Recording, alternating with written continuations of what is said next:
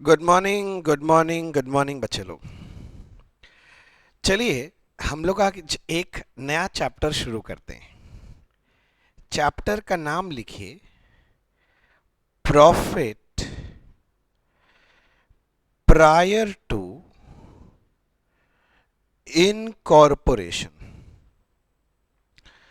Profit prior to incorporation. Profit prior to incorporation. Chapter का नाम लिखो सर। सर ये चैप्टर क्या है सर? मैं चलता हूं इस चैप्टर में। पहले मैं आपके साथ एक छोटा सा बेसिक पॉइंट डिस्कस करना चाहता हूं। सर कौन सा बेसिक पॉइंट? सुनो बच्चे, एक ये बेसिक बात अगर मैं आपको बता दूं तो आपके लिए पहले अच्छा रहेगा। कंपनीज होते हैं ना, कंपनीज, उनके केस में जो प्रॉफिट होता है हम लोग बोलते हैं प्रॉफिट दो प्रजाति का होता है। शब्दों पे ध्यान देना, प्रॉफिट दो प्रजाति का होता है। एक प्रॉफिट को बोलते हैं हम लोग कैपिटल प्रॉफिट और एक प्रॉफिट को बोलते हैं रेवेन्यू प्रॉफिट। सर एक होता है कैपिटल प्रॉफिट और एक होता है revenue profit. Sir capital profit और रेवेन्यू प्रॉफिट क्या है, डिफरेंस क्या है? हो सकता है ये शब्द आपने बचपन में भी सुने हो, पर बचपन में आपको बहकाया जाता था। आपको कैसे बचपन में बताया होगा मैं आपको बताता हूं। सुनिए, बोला जाता था बचपन में, भैया वो प्रॉफिट जो रिकरिंग नेचर का है, जो बार बार होता है, उसको हम लोग रेवेन्यू बोलते हैं। तो मैंने पूछा कैपिटल प्रॉफिट क्या है? तो वो प्रॉफिट जो बार बार नहीं आता है उसको कैपिटल प्रॉफिट बोलते हैं। अगर आपने ऐसा सुन रखा है तो आपका बचपन भी खराब ही रहा है। सबका ही रहता है एक्चुअली, पर ये एक्चुअल डेफिनेशन नहीं है। कंपनीज के केस में मैं आपको समझाता हूं कैपिटल और रेवेन्यू प्रॉफिट किसको बोलते हैं। वो प्रॉफिट जिसको यूज करके कंपनी अपने शेयर होल्डर को डिविडेंड दे सकता है। सर फिर से बोलो, वो प्रॉफिट जिसको यूज करके कंपनी अपने शेयर होल्डर को डिविडेंड दे सकता है, वैसे प्रॉफिट को हम लोग रेवेन्यू प्रॉफिट बोलते हैं। और वो प्रॉफिट जिसको यूज करके कंपनी अपने शेयर होल्डर को डिविडेंड नहीं दे सकता, उसको कैपिटल प्रॉफिट बोलते हैं। मान लो मेरे पास दो डब्बा है, एक डब्बा और दो डब्बा। विजुअलाइज करना, मान लो इस डब्बा में जो प्रॉफिट है इससे मैं डिविडेंड दे सकता हूं, तो ये मेरा रेवेन्यू प्रॉफिट कहलाएगा। और ये डब्बा मान लो इससे मैं डिविडेंड नहीं बांट सकता इस प्रॉफिट से, जिसका नाम क्या है, कैपिटल प्रॉफिट। समझ में? तो मैं दो लाइन लिख देता हूं, कहीं आप नहीं भूल जाएं। कैपिटल प्रॉफिट के नीचे लिख दो, this is the profit not available for dividend distribution।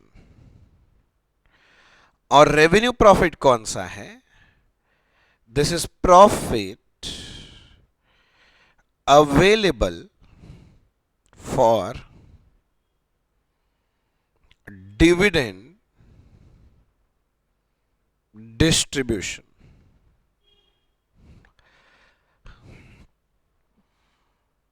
अब मैक्सिमम बच्चे सोचते हैं भैया ये क्या हुआ, आगे बताओ।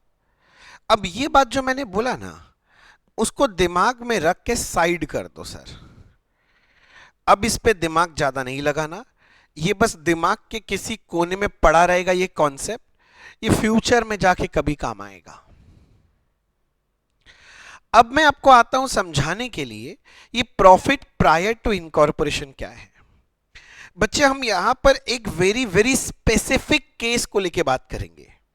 कोई बड़ा कॉन्सेप्ट लेके नहीं बात कर रहे हैं, बहुत ही छोटा सा स्पेसिफिक एक केस है, एक सिचुएशन है, बस उस सिचुएशन का काउंटिंग समझना है।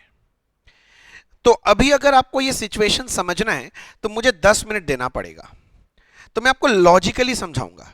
देखो, अगर आप चाहो तो ये पूरा चैप्टर 15 मिनट में मैं खत्म करके रख सकता हूं, पर कॉन्सेप्ट नहीं होगा। सम सॉल्व हो जाएगा सारा, कोई दिक्कत नहीं है, पर कॉन्सेप्ट नहीं रहेगा। पर मैं आपको थोड़ा कॉन्सेप्ट देना चाहता हूं। तो अब एक काम करो, अब अपना पेन डाउन करके रख लो, पेन का जरूरत नहीं है। अब थोड़ा देर मेरा बात इत्मीनान से सुनो बच्चे। अगर आप मेरा बात बड़े ध्यान से सुन लोगे तो आपका अगला आगे का ये चैप्टर बहुत स्मूथ हो जाएगा। हाँ सर बताओ। मान लो हमारा एक बिजनेस है। तो कैसा बिजनेस है? पार्टनरशिप बिजनेस है। पार्टनरशिप का बिजनेस करता हूं मैं। पार्टनरशिप समझ गए? हाँ, इस पार्टनरशिप बिजनेस में दो पार्टनर थे, मान लो ए एंड बी, और ये लोग ये पार्टनरशिप का धंधा कर रहे थे। ठीक है। वैसे इससे पहले मैं आपको पूछ लेता हूं, आपको पता है ना बिजनेस कितने स्टाइल का होता है? मान लो मैं ऐसे बोलता हूं कि मैं एक बिजनेस चालू किया। लॉजिकल बात करते हैं पहले, फिर ये सब कहानी तो सुन ही लेंगे। मैंने एक सोल प्रोप्राइटरशिप बिजनेस चालू किया। सोल प्रोप्राइटरशिप समझते हो? Single owner. मैं सिंगल ओनर हूं, मैं अपना बिजनेस चालू किया।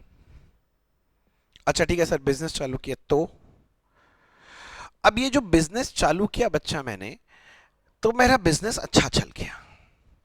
अब हर आदमी चाहता है अपना बिजनेस थोड़ा बढ़ाना। अब मेरे को बिजनेस बढ़ाना है, पैसा चाहिए सर, पैसा। अब तो पैसा के लिए मैं क्या करूंगा? बैंक, फाइनेंशियल इंस्टीट्यूशन, ये जगह से लोन ले लूंगा, और क्या है, ले लिया। अब उसमें जितना ग्रोथ होना था हो गया, और ग्रो करना है मुझे, और ग्रो करना है। अब एक लिमिट है भाई, बैंक लोग भी इंडिविजुअल आदमी को एक लिमिट तक पैसा देगा, उसके बाद तो देता नहीं है। तो मैं सोचा और पैसा चाहिए तो और आदमी जोड़ते हैं, तो मैंने पार्टनरशिप बिजनेस बना लिया। तो एक और आदमी है तो वो और कैपिटल लेके आएगा, और पैसा आएगा बिजनेस में, तो और आगे बढ़ेगा बिजनेस।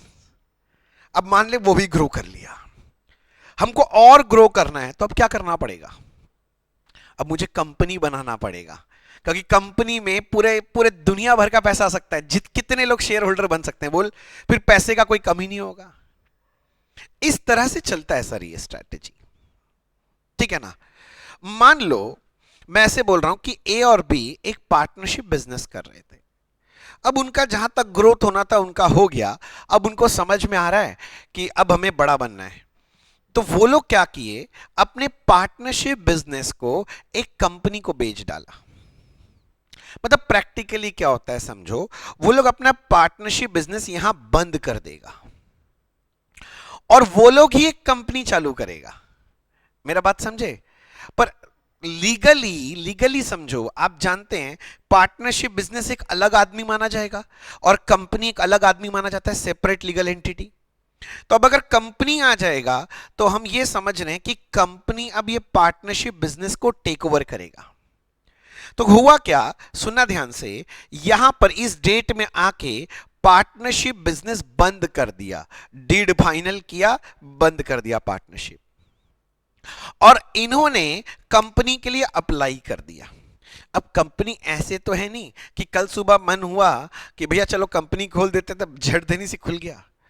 अपने देश में तो कितना लीगैलिटी है भाई।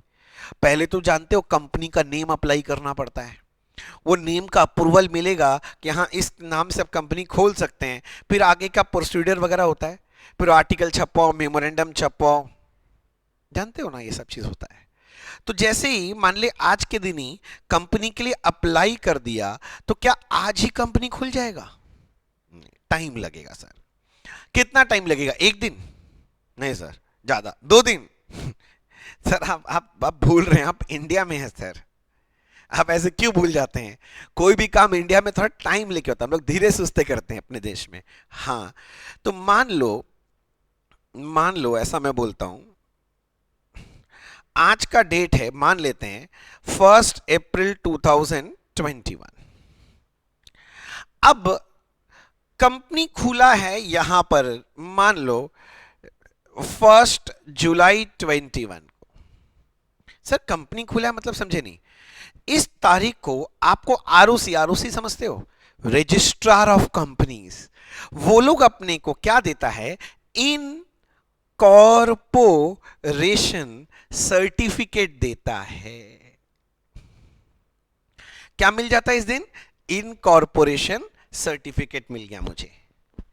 सर सर सर एक बात बताओ, इनकॉर्पोरेशन सर्टिफिकेट क्या होता है, मुझे तो ये भी नहीं पता सर। इनकॉर्पोरेशन सर्टिफिकेट साधारण शब्दों में समझाता हूं, तुम पैदा हुए हो ये बात तुमको पता है, पर इसका प्रूफ क्या है, प्रूफ सर मम्मी पापा, अरे वो प्रूफ नहीं रे भाई, प्रूफ क्या है, आजकल हम लोग प्रूफ बोलते हैं तो कोई भी डॉक्यूमेंट होना चाहिए ना। हाँ बर्थ सर्टिफिकेट, सही बोल रहे हो, सही बोल रहे सर, बर्थ सर्टिफिकेट है मेरा, प्रूफ है मेरा। हाँ, तो ऐसे ही ये जो इनकॉर्पोरेशन सर्टिफिकेट है ना, ये कंपनी का बर्थ सर्टिफिकेट है। ये क्या है सर, आप समझ गए, ये कंपनी का बर्थ सर्टिफिकेट है। वो अच्छा अच्छा, मतलब इस दिन कंपनी लीगली पैदा हुआ है।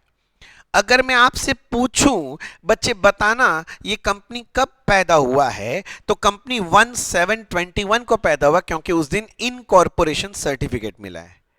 टेक्निकल लैंग्वेज में इसको हम लोग बोलते हैं date of incorporation, DOI short में लिखा, डेट ऑफ इनकॉर्पोरेशन। अच्छा अच्छा ठीक है सर। अब ये बिजनेस चलना चालू कर गया, मान लो ये ईयर एंड है, इसको हम लोग बोलते हैं book closing date, year end, मान लीजिए 31 मार्च 22। आगे भी चलेगा बिजनेस, मेरे को आगे का बात नहीं करना है अभी,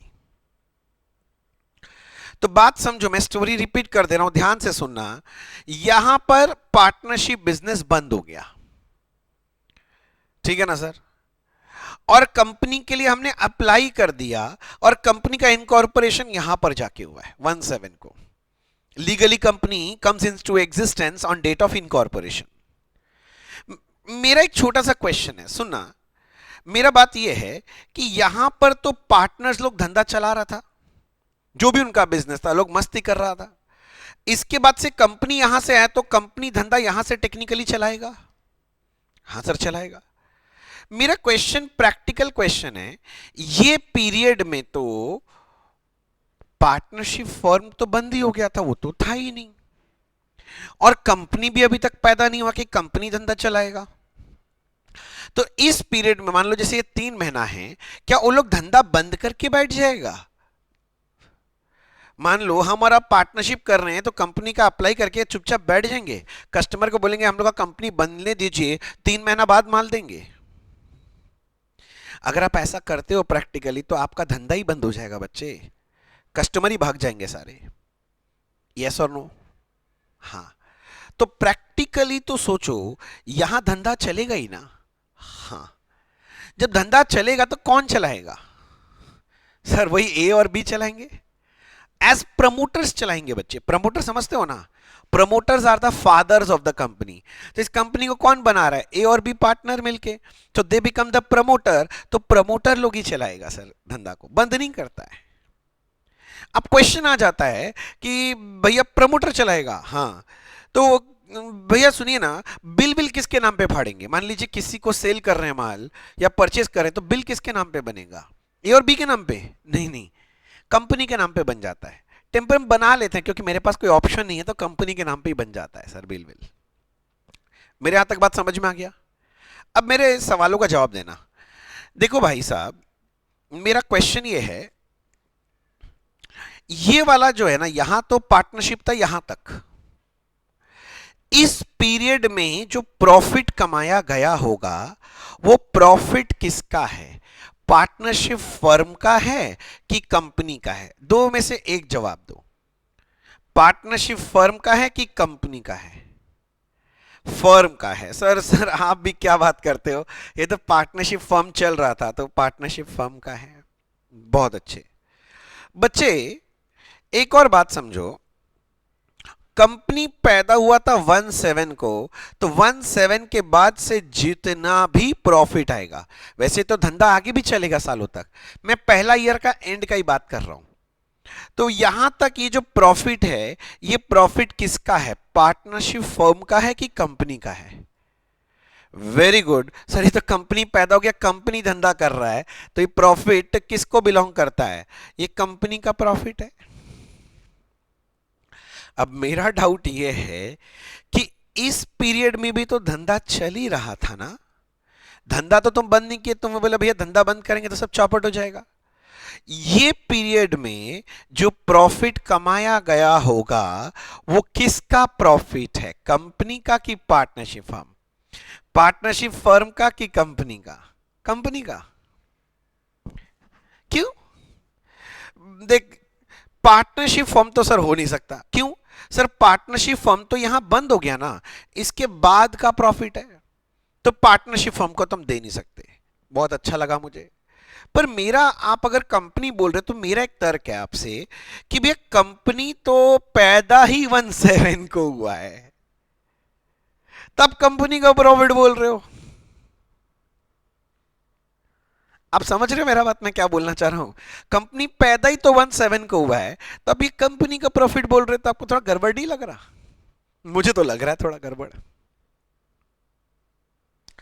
सर आप ना जबरदस्ती डाउट क्लियर क्रिएट कर रहे हो सर। हम लोग बोल रहे हैं सर, किंतु आप सुनते नहीं हो। पार्टनर ये कंपनी का है सर। नहीं, क्यों? कंपनी तो पैदा ही नहीं हो, पैदा ही नहीं होता कहां से कमा लिया? अगर आप बोल रहे हो किसका प्रॉफिट, तो आप एकदम सही बोल रहे हो कि ये कंपनी का ही प्रॉफिट है। पर मैं रीजन आना था, तो सबको ही बोलते हैं कंपनी का प्रॉफिट है, मुझे पता है। रीजन क्या है? खुदा ना खास्ता घर का कोई छोटा बच्चा पूछ लिया आपसे, रीजन बताओ, समझाओ, मैंने जो आपको तर्क रखा वो तर्क भी कोई गलत तो है नहीं, तो कंपनी को क्यों जाएगा प्रॉफिट?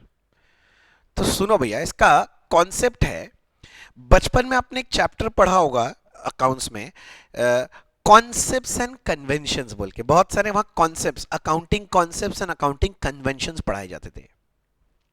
वहां पर एक बात पढ़ा होगा, सब्सटेंस ओवर फॉर्म। सर क्या बोले? Substance over form. ये कॉन्सेप्ट क्या बोलता है? आपको याद है, आप पढ़े होंगे, मैं बस याद दिला देता हूं। ये कॉन्सेप्ट एक लाइन बोलता है, that is reality over legality. क्या बोले सर? Reality over legality. मतलब हम लोग बोलना ये चाह रहे हैं, अकाउंट्स में बच्चे, हम लोग जब भी अकाउंटिंग करते हैं, रिकॉर्डिंग करते हैं, तो हम लोग रियलिटी को हमेशा इंपॉर्टेंस देते हैं, लीगैलिटी को इंपॉर्टेंस नहीं देते। जैसे बचपन में आपको एक एग्जाम्पल पढ़ाया जाता था, हायर परचेज बोल के चैप्टर का। आपको बोलता था कि मान लो मैंने गाड़ी हायर परचेज में खरीदा है। किस में खरीदा सर? हायर परचेज में मैंने गाड़ी खरीदा है। हाँ हाँ हाँ, हायर परचेज में क्या होता है आप जानते हैं ना, किस्त में खरीदते हैं। मतलब गाड़ी खरीद के गाड़ी ले आते हैं, पर पैसा इंस्टॉलमेंट में देते हैं। और सर आपको ये बात पक्का पता होगा कि ये जो गाड़ी का ओनरशिप है ना, वो तब तक सेलर के पास रहेगा जब तक कि मैं सारा इंस्टॉलमेंट पे नहीं कर देता। मान ले गाड़ी खरीद के लाया, अभी तक मैं सिर्फ एक इंस्टॉलमेंट दिया हूं, 9 इंस्टॉलमेंट देना बाकी है। तो आज के दिन में लीगली गाड़ी का ओनर मैं थोड़ी ना हूं, बायर नहीं है। ऑन पेपर्स अभी भी ओनर कौन है? सेलर है। किंतु क्वेश्चन आता है, गाड़ी को एज अ एसेट कौन रिकॉर्ड करेगा? तो हम लोग बोलते हैं कि गाड़ी को एज अ एसेट हम बायर रिकॉर्ड करेंगे। सर क्यों? देखो, लीगली तो सेलर है इस कार का ओनर, तो तुम बोलेगा भैया लीगली तो सेलर के बुक्स में आना चाहिए। हाँ, पर अकाउंट्स में हम लोग क्या देखते हैं हमेशा? रियलिटी। आप सोचो, ये गाड़ी मेरे पास आ गया है, ये गाड़ी किसके पास रहेगा? मेरे पास। गाड़ी चलाएगा कौन? मैं। गाड़ी का पेट्रोल का खर्चा क्या सेलर देगा? नहीं सर, मैं दूंगा। गाड़ी अगर ठोक दिया बाई चांस, तो रिपेयर का खर्चा कौन देगा? मैं दूंगा। अगर मान लो सिग्नल वायलेशन किया, तो उसका जो मामू चालान देगा, उसका पैसा कौन देगा? मैं। मतलब सोचो, सिर्फ ऑन पेपर सेलर ओनर होता है, किंतु ओनर वाला सारा काम तो मेरे पास है, पोजीशन मेरे पास है, पूरा एसेट पे कंट्रोल मेरे पास है। तो इसीलिए रियलिटी में मैं ओनर हूं, तो इस कार को एज अ एसेट मैं अपनी बुक्स में रिकॉर्ड करूंगा, ना कि सेलर। ये होता है reality over legality. Same concept यहां पर भी अप्लाई होता है बच्चे। यहां इस पीरियड के लिए आप रियलिटी सोचो कि भैया यहां पर कंपनी पैदा नहीं हुआ है, अच्छा बात है, किंतु यहां जो धंधा चल रहा है, मैं समझाया था, कौन चला रहा है? Promoter, the father of the companies. किसके नाम पे चलाता है? लोग कंपनी के नाम पे ही चलता है। तो दो legally company has not come into existence, but in reality this business is also controlled by company only ना। रियलिटी सोचो। हाँ, तो सब्सटेंस ओवर फॉर्म के तहत ये पीरियड का प्रॉफिट भी किसको जाना चाहिए? कंपनी को जाना चाहिए। मेरा बात समझ में आया? तो कोई भी अगर आपसे पूछ ले कि ये वाला जो पीरियड का प्रॉफिट है वो किसका है, तो आप बोलोगे कंपनी का है। कोई पूछेगा क्यों, तो बोल देना due to which concept? Substance over form. क्योंकि हम लोग सब्सटेंस यानी रियलिटी को ज्यादा इंपॉर्टेंस देते हैं rather देन फॉर्म यानी कि लीगैलिटी। और यहां तक समझ में आ रहा है? देख, अपना जो चैप्टर है ना बच्चे, मैंने आपको पहले ही बोला एक स्पेसिफिक सिचुएशन है। अपना चैप्टर ना इतना सा बात को लेकर डिस्कस करेगा, इस पीरियड को लेके। फिर मतलब अपना बस यही सिचुएशन है। सिचुएशन क्या है कि एक रनिंग बिजनेस होगा, या तो कोई सोल प्रोप्राइटरशिप बिजनेस होगा, या तो कोई पार्टनरशिप का रनिंग बिजनेस होगा एक तो। और उसको क्या करेगा? एक कंपनी टेक ओवर कर लेगा। मान लो इस तारीख को मैं यहां से उठा रहा हूं, यहां से स्टोरी को उठा रहा हूं, समझ रहे हो? यहां से यहां तक मैं बात करूंगा। तो आज के दिन एक कंपनी मेरे रनिंग बिजनेस को खरीद लिया, टेक ओवर कर लिया। तो जिस दिन टेक ओवर करते हैं ना, उसको बोलते हैं business take over date. Business take over date बोलते हैं sir, BTO, business taken over. यहां तक समझ में आ रहा है मैं क्या बोल रहा हूं? हाँ, ये बिजनेस टेकन ओवर डेट हो गया सर अपने लिए। Business take over date, BTO, business take over date. यानी इस दिन मेरे रनिंग बिजनेस को कौन टेक ओवर कर लिया? एक कंपनी। कैसा कंपनी? एक नया कंपनी, इतना नया कि अभी तक पैदा भी नहीं हुआ है। और फिर ये कंपनी का इनकॉर्पोरेशन सर्टिफिकेट आपको कुछ दिन बाद मिलेगा। जिस दिन इनकॉर्पोरेशन सर्टिफिकेट मिलता है उसको बोलते हैं डेट ऑफ इनकॉर्पोरेशन। और फिर ईयर का एंड आएगा, पहला साल का and. I am talking only about the first year, उसके बाद का मेरे को बात ही नहीं करना है। तो इसको बोलते हैं बुक क्लोजिंग डेट, BCD। अच्छा अच्छा अच्छा, हाँ सर। तो सुनो सुनो सुनो सुनो सुनो सुनो सुनो सुनो मेरा बात। बिजनेस टेकओवर से date of incorporation, business takeover से डेट ऑफ इनकॉर्पोरेशन, इस पीरियड को हम लोग नाम देते हैं प्री इन। मैं सुंदर से लिखाऊंगा, डोंट वरी, पहले समझ लो। इसको नाम देते हैं प्री इनकॉर्पोरेशन पीरियड। क्या नाम देते हैं बच्चे? Pre incorporation period. और इनकॉर्पोरेशन के बाद से book closing date, sorry, oh my God,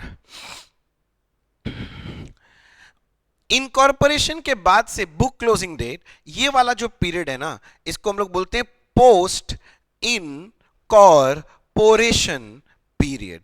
post incorporation period बोलते हैं। सर आप समझो ना, इंग्लिश समझते हो, थोड़ा समझ जाओगे। देखो ये डेट ऑफ इनकॉर्पोरेशन है ना, इसके पहले का पीरियड है, तो नाम दे दिए प्री इनकॉर्पोरेशन के पहले, प्री इनकॉर्पोरेशन पीरियड। और ये पीरियड इनकॉर्पोरेशन के बाद है, तो हम लोग इंग्लिश में बोलते हैं पोस्ट इनकॉर्पोरेशन के बाद, तो पोस्ट इनकॉर्पोरेशन पीरियड है। बोले समझ में आया यहां तक मेरा बात? हाँ हाँ सर, थोड़ा थोड़ा बात आपका समझ में आ रहा है सर। तो क्या दिक्कत है? अब समझो, पूरा साल तो धंधा हुआ है, पूरा साल। हाँ सर, तो पूरा साल प्रॉफिट कमाया गया होगा। हाँ सर। हमारा इस चैप्टर में काम क्या रहेगा? ये पूरे साल का प्रॉफिट को दो हिस्सों में तोड़ना, एक प्री इनकॉर्पोरेशन प्रॉफिट और एक पोस्ट पीरियड का प्रॉफिट। हम लोग प्रॉफिट को दो टुकड़ा में पता करेंगे, एक इनकॉर्पोरेशन के पहले का प्रॉफिट और एक इनकॉर्पोरेशन के बाद का प्रॉफिट। इनकॉर्पोरेशन के पहले का प्रॉफिट को हम लोग नाम देते हैं प्री इनकॉर्पोरेशन प्रॉफिट। समझ में आ रहा है? और इनकॉर्पोरेशन के बाद जो प्रॉफिट कमाए हैं उसको बोलते हैं पोस्ट इनकॉर्पोरेशन प्रॉफिट बोलते हैं। क्या बोल देते हैं सर? पोस्ट इनकॉर्पोरेशन प्रॉफिट बोल देते हैं। भाई एक बात बताओ, आपको खा पी के कोई काम धंधा नहीं है, बैठ बैठ के प्रॉफिट तोड़ रहे हो? कोई काम हम करो ना जाके। अरे रुको, समझाने दो यार, रुको। तोड़ने का मेन मोटिव क्या है समझो जरा सा। ये जो कंपनी के पैदा होने के बाद का प्रॉफिट है ना, हाँ सर, हाँ, ये कंपनी का खून पसीने का कमाई है। मतलब कंपनी पैदा होगा, उसके बाद कंपनी शेयर इश्यू किया होगा, शेयर होल्डर आया होगा, तो शेयर होल्डर के खून पसीने का कमाई है। अगर ये शेयर होल्डर का खून पसीने का कमाई है तो शेयर होल्डर इस प्रॉफिट में से क्या लेगा? डिविडेंड लेगा। तो this profit is available for dividend distribution. समझो, पोस्ट पीरियड का प्रॉफिट से मैं शेयर होल्डर को डिविडेंड दे सकता हूं, इसीलिए ये मेरा रेवेन्यू प्रॉफिट है। दिमाग लगाओ, ये मेरा रेवेन्यू प्रॉफिट है। और बच्चे, जो रेवेन्यू नेचर का प्रॉफिट होता है वो पीएल अकाउंट में जाता है। बचपन से याद करो, जो नेट प्रॉफिट निकालते हो कहां से निकालते हो? पीएल अकाउंट से ही निकालते हो ना। तो ये पीएल अकाउंट का आइटम हो गया। किंतु दिमाग लगाओ सर, दिमाग लगाओ सर, कितना दिमाग लगाएं? थोड़ा सा ही तो है। अरे रुको ना यार, ये जो प्री इनकॉर्पोरेशन पीरियड का जो प्रॉफिट है सर, हाँ हाँ हाँ हाँ, जरा सोचो, क्या इससे हम शेयर होल्डर को डिविडेंड दे सकते हैं? नहीं दे सकते। क्यों सर? जरा सोचो, ये प्री पीरियड में बच्चे क्या शेयर होल्डर था? शेयर होल्डर कब आएगा? कंपनी इनकॉर्पोरेट हुआ होगा, उसके बाद ही तो शेयर इश्यू हुआ होगा, उसके बाद शेयर होल्डर आया होगा। तो उसके पहले के प्रॉफिट में क्या शेयर होल्डर हिस्सा मांग सकता है? शेयर होल्डर बोल सकता है मेरा खून पसीने का कमाई है, मुझे दो? नहीं मांग सकता ना। नहीं। तो शेयर होल्डर तो था ही नहीं इस पीरियड में, तो ये प्रॉफिट पे शेयर होल्डर का हक नहीं है। तो अब हिंदी बात समझो, क्या मैं इस प्रॉफिट से शेयर होल्डर को डिविडेंड दे सकता हूं? नहीं सर, नहीं नहीं नहीं नहीं। इसीलिए, क्योंकि मैं डिविडेंड नहीं दे सकता, ये कौन सा प्रॉफिट है? कैपिटल प्रॉफिट है। क्योंकि ये कैपिटल प्रॉफिट है तो आप एक लाइन याद रख लो, दुनिया का सारा कैपिटल प्रॉफिट कैपिटल रिजर्व में जाता है। तो इसको कहां भेज देंगे? कैपिटल रिजर्व में भेज देंगे। इसको कहां भेज देंगे? कैपिटल रिजर्व में भेज देंगे। ये तो मैंने आपको इतना लॉजिकल बात बता दिया सर, इतना सारा लॉजिकल बात बताया। पर अगर आप कहीं और पढ़ रहे होंगे तो आपको क्या बोला जाएगा, मैं आप बता देता हूं। मैं आपको बताता हूं क्या घटिया से एक्सप्लेनेशन मिलेगा आपको। आपको बोलेगा सुनो, कंपनी यहां पर इनकॉर्पोरेट हुआ है, तुम बोलेगा हां। मैंने कंपनी पैदा हुआ है, हां। पैदा होने के बाद का प्रॉफिट तो रेवेन्यू प्रॉफिट है। क्यों? बार बार आएगा नहीं प्रॉफिट, अब तो पैदा हो चुका। अब जो भी प्रॉफिट आएगा पैदा होने के बाद का है, तो बार बार ऐसा प्रॉफिट आएगा, तो वो ना रेवेन्यू प्रॉफिट है, बार बार रिकरिंग। फिर तुमको बोलेगा पैदा होने के पहले ही जो कंपनी प्रॉफिट कमाया है, ऐसा प्रॉफिट कंपनी जिंदगी में कितने बार कमाएगा? एक ही बार, क्योंकि एक बार जब कंपनी पैदा हो गया उसके बाद तो ये प्रॉफिट आ ही नहीं सकता। और आ ही नहीं सकता मतलब ये एक ही बार आएगा, मतलब रिकरिंग नहीं, नॉन रिकरिंग नेचर का प्रॉफिट है, तो ये कैपिटल प्रॉफिट है, इसीलिए कैपिटलिज्म में जाएगा। गलत। मैंने आपको सही लॉजिक बताया कि उस प्रॉफिट से डिविडेंड दे सकता है। क्यों? क्योंकि शेयर होल्डर आ चुका है और उसके इनकॉर्पोरेशन के पहले पीरियड में शेयर होल्डर था ही नहीं, तो मैं उससे डिविडेंड दे ही नहीं सकता, डिविडेंड दे ही नहीं सकता, इसीलिए वो मेरा कैपिटल प्रॉफिट है, इसीलिए कैपिटलिज्म में जाएगा। बोलो मेरा बात समझ में आया? फिर एक बच्चा रुक गया, बोला सर रुको, ऐसे नहीं छोड़ूंगा मैं आपको। क्यों, क्या हो गया सर? बोला सर आप चिल्ला रहे हो प्रॉफिट प्रॉफिट, ऐसा नहीं हो सकता सर, प्रॉफिट के जगह इस पीरियड में लॉस आ जाए। आप इतना प्रॉफिट प्रॉफिट चिल्लाए सर, मुझे लगता है बेकार बात की आप सर, हटाओ सर ये सब बात को। मान लो सर प्रॉफिट नहीं आया सर, ये देखो, ये है डेट ऑफ इनकॉर्पोरेशन, ये है बुक क्लोजिंग डेट। मान लो इस पीरियड में लॉस आ गया, इस पीरियड में भी लॉस आ ही सकता है ना सर, बिजनेस है, प्रॉफिट की जगह लॉस आ जाएगा, तब क्या करोगे? अब वही लॉजिक समझो, ये जो लॉस आया है सर इनकॉर्पोरेशन के बाद आया है। हाँ, ये रेवेन्यू नेचर का लॉस है ना। हाँ हाँ हाँ हाँ हाँ, रेवेन्यू नेचर का लॉस है, मालिक लोग का लॉस है, शेयर होल्डर के जैसे खून पसीने का कमाई था, खून पसीने का लॉस है। हाँ, तो ये लॉस भी बच्चे ना रेवेन्यू नेचर का ही है, इसीलिए ये पीएल में ही जाएगा। अच्छा, मतलब आप बोलना चाह रहे हैं पोस्ट पीरियड में चाहे प्रॉफिट आए चाहे वो लॉस आए, दोनों ही क्योंकि रेवेन्यू नेचर का होता है, हाँ सर, इसीलिए पीएल में जाएगा। हाँ, किंतु अगर प्री पीरियड में लॉस आ गया ना बच्चे, तो कैपिटल नेचर का लॉस है, इसको हम लोग क्या करते हैं, एक अकाउंट में ट्रांसफर करते हैं जिसका नाम है लॉस प्रायर टू इनकॉर्पोरेशन। हम लोग इस अकाउंट में इसको ट्रांसफर कर देते हैं, या फिर बहुत लोग इसे गुडविल अकाउंट में भी ट्रांसफर कर देते हैं। बात एक ही है तो लॉस। देखो, अगर तुमको सीधा बात देखो, मुंह पे बोलता हूं, तुमको अगर लोगों को बताना है कि लॉस है तो लॉस प्रायर टू इनकॉर्पोरेशन लिख देते हैं। किंतु विंडो ड्रेसिंग वर्ड सुने हो ना, छुपाना है, दिखाना नहीं है लोगों को, तो लोग क्या बोल के लिख देते हैं इसको, गुडविल बोल के लिख देते हैं, इसमें डाल देते हैं गुडविल अकाउंट में।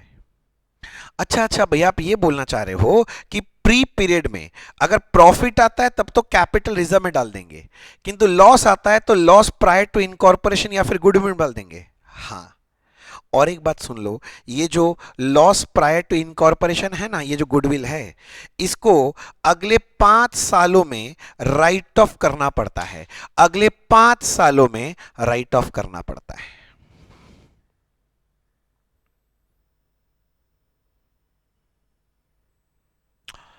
बोलो, थोड़ा थोड़ा समझ में आया?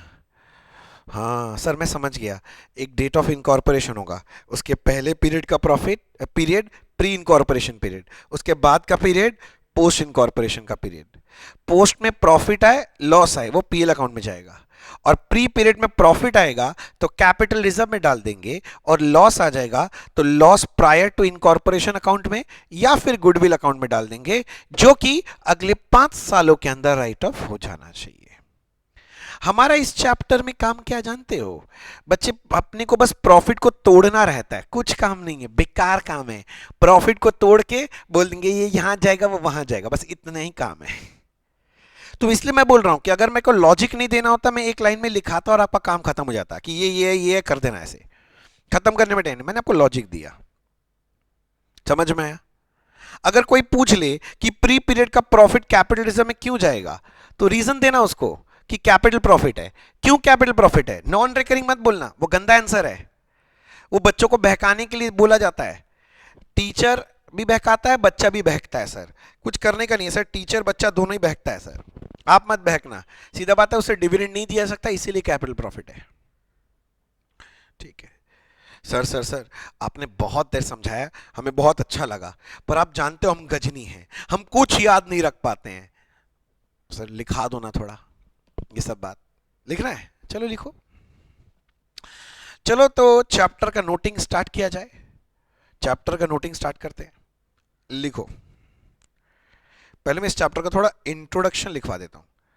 मतलब ये एक स्पेसिफिक केस है ना, कि एक रनिंग बिजनेस को कौन टेक ओवर करेगा, एक नया कंपनी जिसका इनकॉर्पोरेशन भी नहीं हुआ है, बस ये एक स्पेसिफिक केस है सर, इसका ही अकाउंटिंग है। लिखो,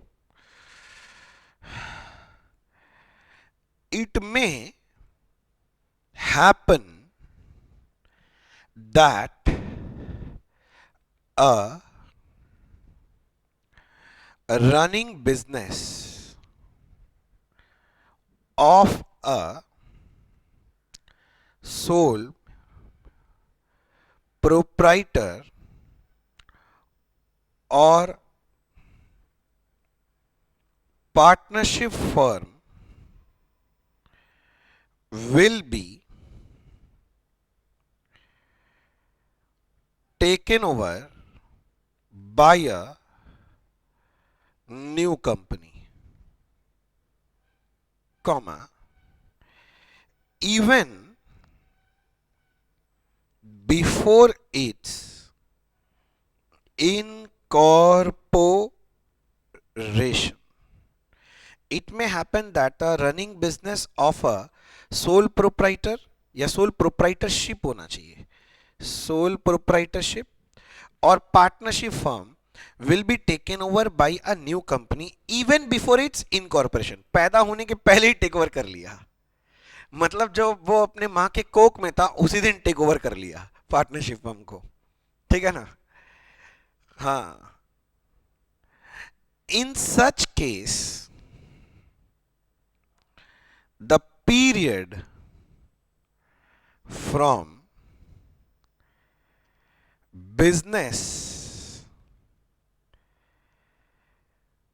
taken over date, that is BTO, till date of incorporation, bracket में लिखो DOI, मैं शॉर्ट फॉर्म्स यूज करूंगा अब आगे से, ठीक है ना, is termed as pre-incorporation period. Pre-incorporation period.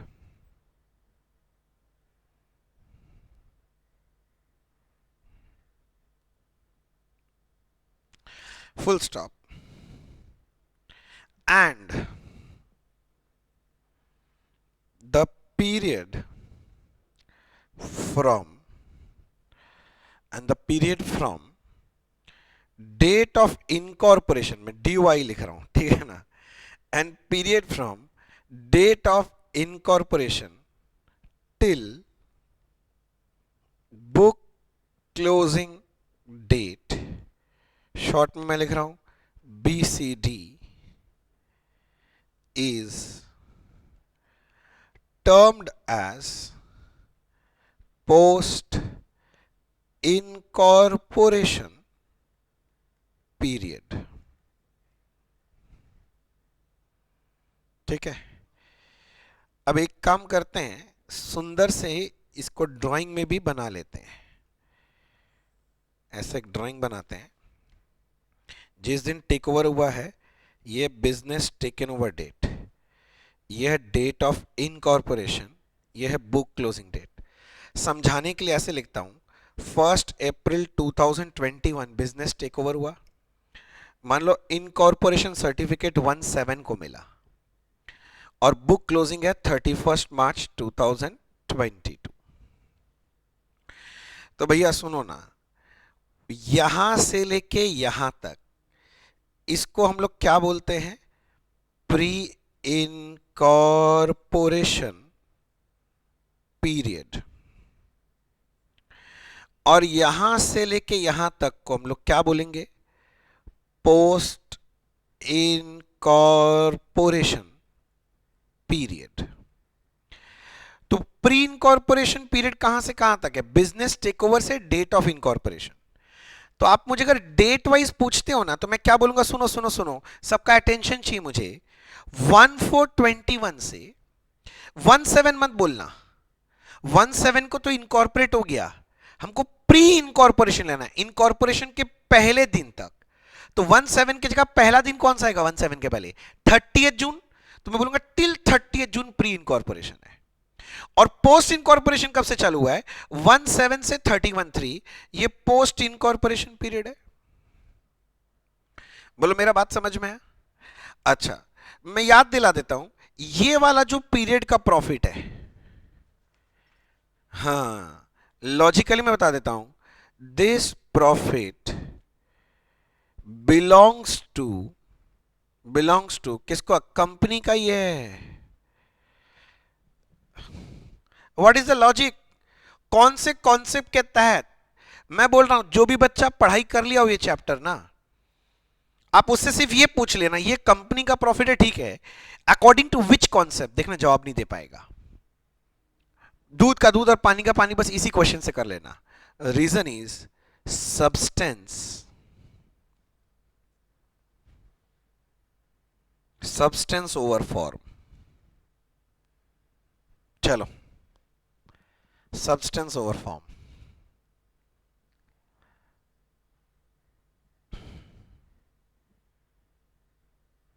हो गया, यहां तक ठीक है सर। Substance over form.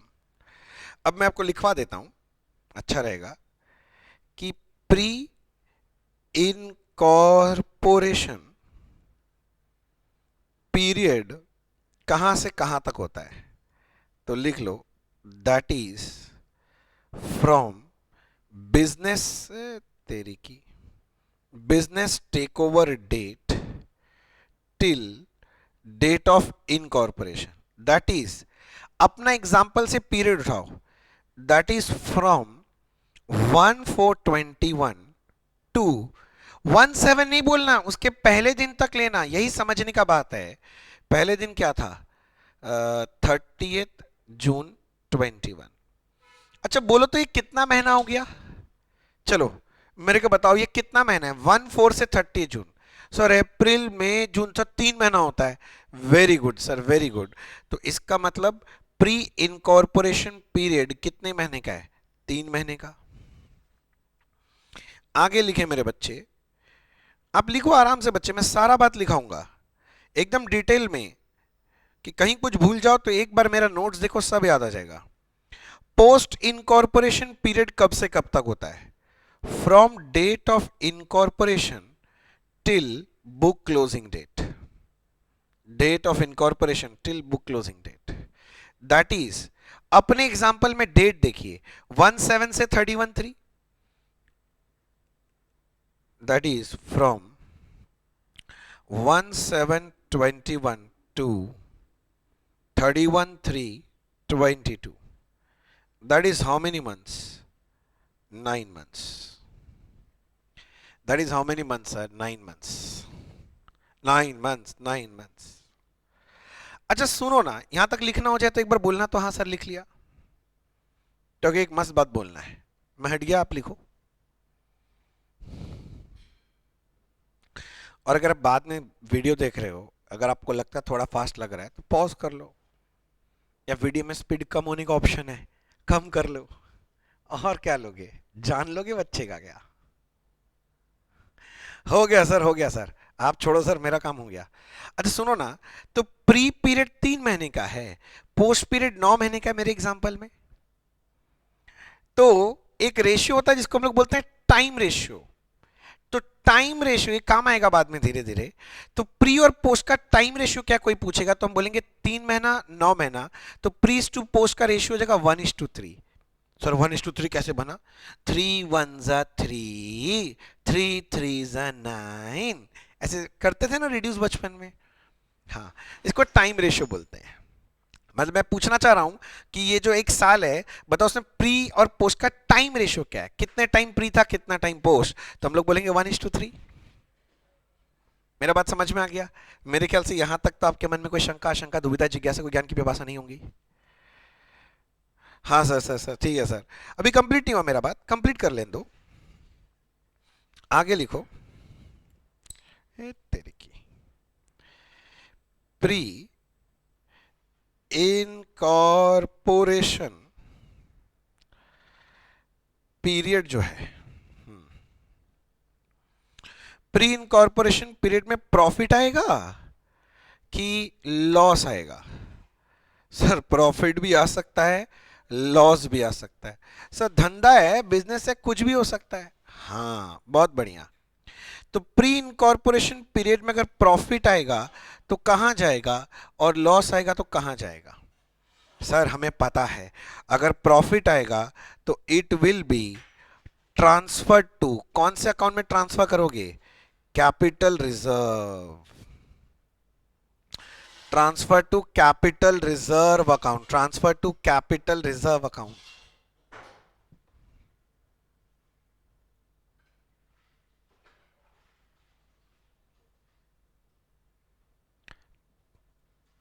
ठीक है सर।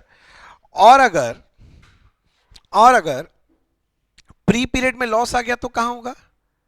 तो ये मैंने बताया था, दो ऑप्शन दिया था, ट्रांसफर टू मैंने पहला अकाउंट का नाम बोला था loss prior to incorporation, loss prior to incorporation account में जाएगा, और या फिर आप यूज कर सकते हो गुडविल अकाउंट, गुडविल अकाउंट में भी भेज सकते हो।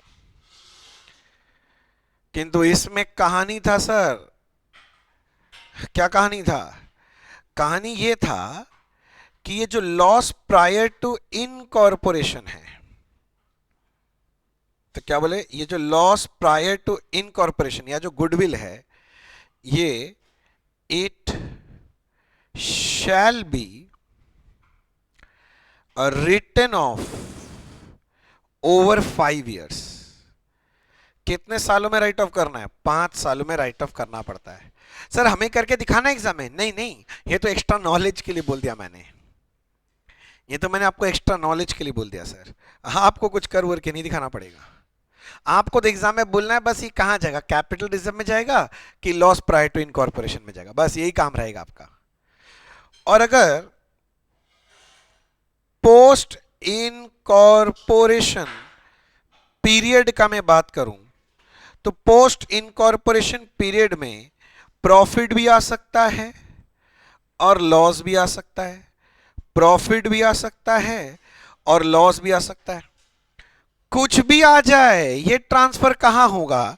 पीएल अकाउंट में। तो ऐसे लिखो, transfer to profit and loss account, transfer to profit and loss account.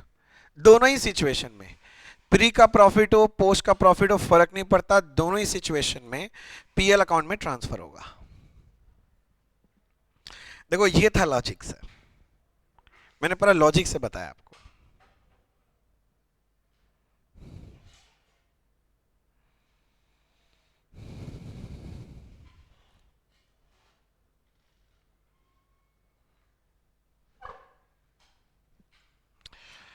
हो गया?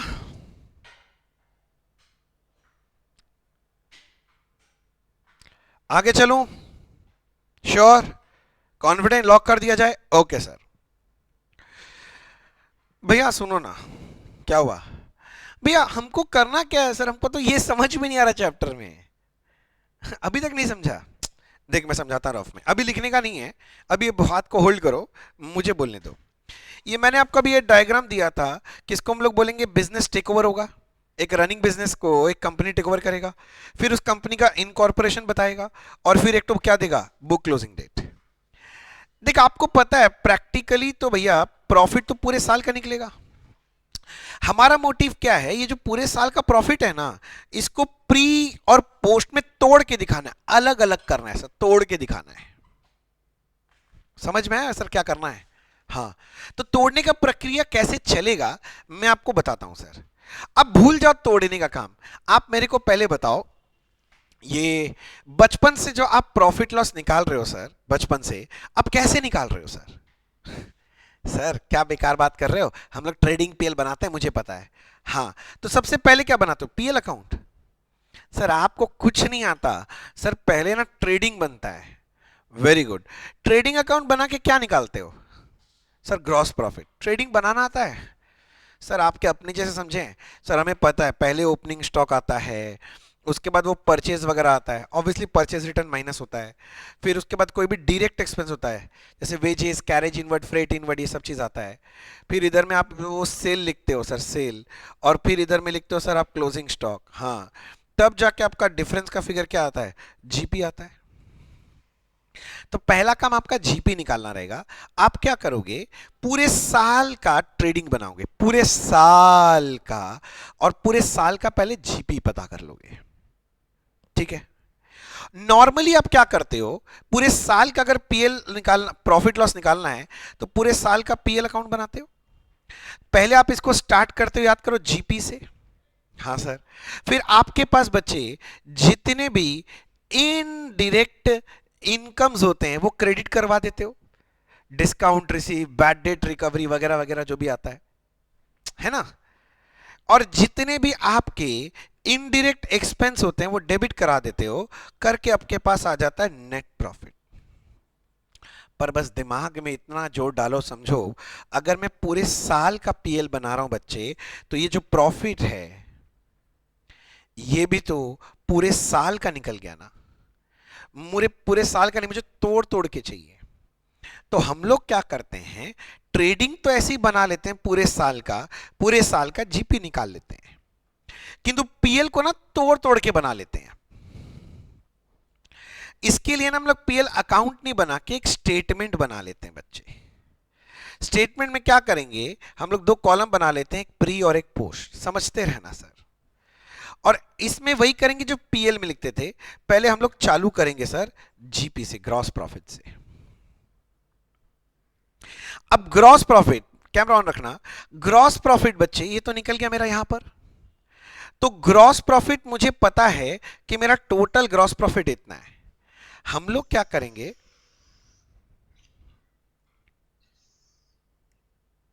एक सेकेंड,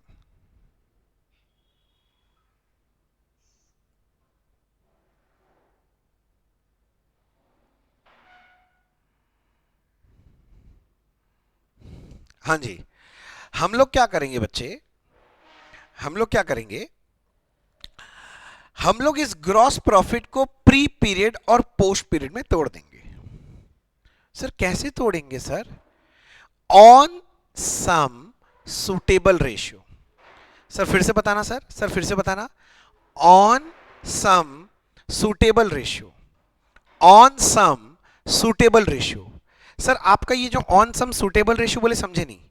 देखो एक रेशियो तो मैंने आपको बता ही दिया 2 मिनट पहले, एक होता है टाइम रेशियो, टाइम, और एक हम लोग निकालते हैं सेल्स रेशियो। कौन सा ratio sir, sales ratio. Sir sales ratio क्या होता है सर, अरे बाबा ये ड्राइंग याद करो, ड्राइंग, ये प्री पीरियड है, ये पोस्ट पीरियड है। अगर मैं बोलता हूं प्री पीरियड में मेरा सेल 200 करोड़ का है, पोस्ट पीरियड में सेल मेरा 600 करोड़ का है सेल, तो सेल्स रेशियो क्या बनेगा, 200:600, 2 1 2, 2 3 6, 1:3 मेरा सेल्स रेशियो बन जाएगा। ऐसे ही परचेज रेशियो भी निकाल सकते हैं। तो इस तरह का ये जनरली ये 3 रेशियोज यूज होते हैं ज्यादा से ज्यादा। और भी रेशियो बन सकते हैं पर जनरली ये 3 रेशियो बनता है। 3 क्यों, तुम 2 ही पकड़ो, परचेज रेशियो भी कोई खास काम नहीं आता है, टाइम रेशियो और सेल्स रेशियो इस चैप्टर का सब कुछ है। अब तुम जरा दिमाग लगा के बताओ मुझे ग्रॉस प्रॉफिट तोड़ना है, लॉजिकली सोचना है मेरे बच्चे, मुझे बताना ग्रॉस प्रॉफिट किस पे डिपेंड करेगा। शब्दों को सुनो और एनालाइज करो। ज्यादा टाइम मतलब ज्यादा ग्रॉस प्रॉफिट, कि ज्यादा सेल मतलब ज्यादा ग्रॉस प्रॉफिट, ज्यादा टाइम मतलब ज्यादा ग्रॉस प्रॉफिट, कि ज्यादा सेल मतलब ज्यादा ग्रॉस प्रॉफिट। कौन सा सही लग रहा है, सेल, क्योंकि सेल पे डिपेंडेंट है। तो आप इसको क्या करेंगे ना, सेल्स रेशियो में तोड़ देंगे। मेरा बात समझ में आया। ऐसे ही आपके कुछ और इनडायरेक्ट इनकम भी होंगे, जैसे यहां पर पीएल में आप लेते हो ना इनडायरेक्ट इनकम, तो वो इनडायरेक्ट इनकम होगा, उसको भी कुछ सूटेबल रेशियो में तोड़ देना, वो निकल जाएगा। रेशियो को बात कर लेंगे बाद में, टेंशन मत लो। करके हम लोग पहले टोटल निकालेंगे इनकम साइड का, इसको नाम दे दिया मान लो ए। अब आपका जितना भी इनडायरेक्ट एक्सपेंसेस होगा ना बच्चे, हाँ, इसको भी हम तोड़ देंगे सर, इसको भी हम क्या करेंगे सर, तोड़ देंगे। इसको भी हम क्या करेंगे सर, तोड़ देंगे सर। कौन से रेशियो में तोड़ देंगे, वही ऑन सुटेबल रेशियो, वो हम लोग बाद में बात कर लेंगे। बस आप समझो हम खर्चा को भी तोड़ देंगे, करके पता कर लिए खर्चा का टोटल है। अब बता, नेट प्रॉफिट मुझे अगर निकालना है, आप लॉजिकली बताओ क्या करोगे। नेट प्रॉफिट मुझे निकालना है, लो मैं हट गया, मुझे नेट प्रॉफिट निकालना है, तो मुझे क्या करना चाहिए बोलो। सर इजी है ना सर, ये ए जो लिखे हो ना सर आप, एक्चुअली आप ये दोनों लिखे हो ना, ये साइड इनकम साइड का टोटल है, हाँ।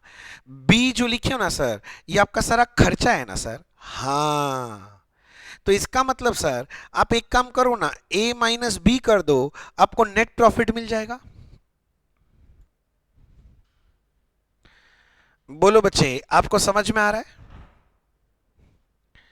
बस अब आप जैसे तोड़ लिया, तो सोचो आपको तोड़ा हुआ नेट प्रॉफिट मिल गया, ये प्री पीरियड का नेट प्रॉफिट है, तो हम लिख देंगे नोट में कि ये कैपिटलिज्म में जाना चाहिए। और ये पोस्ट पीरियड का नेट प्रॉफिट है, तो मैं नोट में लिख दूंगा ये पीएल में जाना चाहिए। बस मेरा सम खत्म। अच्छा सर, अब हम समझ गए। मतलब हमें सिर्फ प्रॉफिट को तोड़ना है, यानी पहले स्टेप में हम ग्रॉस प्रॉफिट निकालेंगे किंतु टोटल निकालेंगे पूरे साल का, और दूसरे स्टेप में नेट प्रॉफिट निकालेंगे किंतु उस वक्त हम तोड़ तोड़ के निकालेंगे, और जैसे ही तोड़ तोड़ के निकाल दिया नेट प्रॉफिट, मेरा सम खत्म। बस बस बच्चे बस, इस चैप्टर में इतना ही बात है, इससे ऊपर 1 रुपया का बात नहीं है। मैं इतना वही बोला, तो अगर मैं आपको लॉजिक नहीं देता, मैं डायरेक्ट सम में भी डाल देता ना सर, तो आपको कोई दिक्कत नहीं होता, आप टकाटक उतार लेते सर। ठीक है सर, तो मैं ये जो बात बोला मैं इसका नोटिंग करा देता हूं सर, अच्छा रहेगा, नहीं तो गड़बड़ हो जाएगा सर। ये लो सर, मैं थोड़ा इसको हटा दूं, ये सब लिखा हुआ को कंफ्यूजन क्रिएट करेगा ये सब।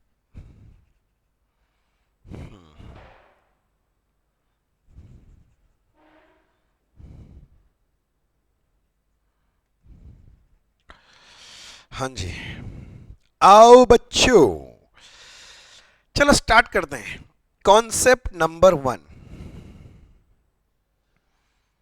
लिखिए, calculation of gross profit. Calculation of gross profit.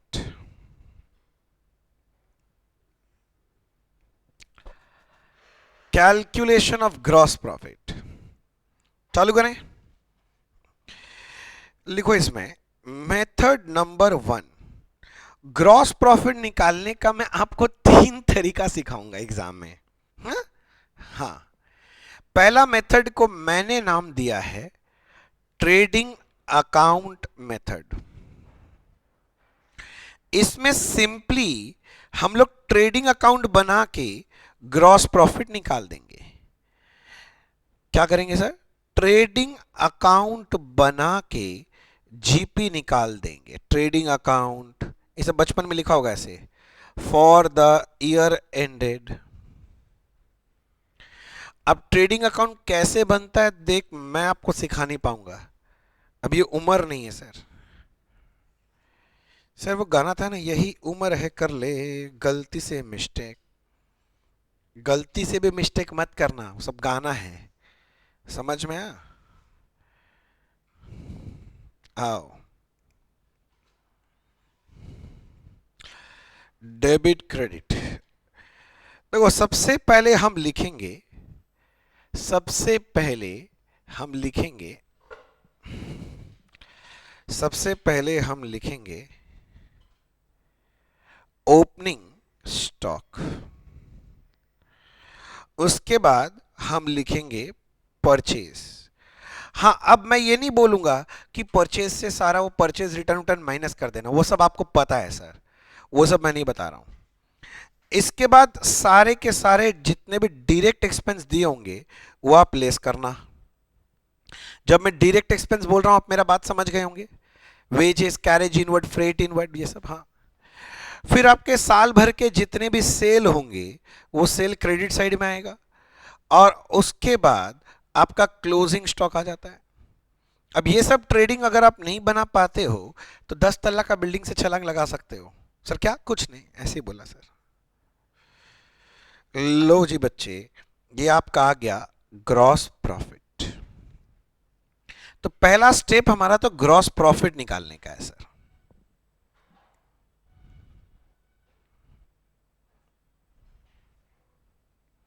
हो गया सर। फिर ये तो मेथड 1 मैंने बताया।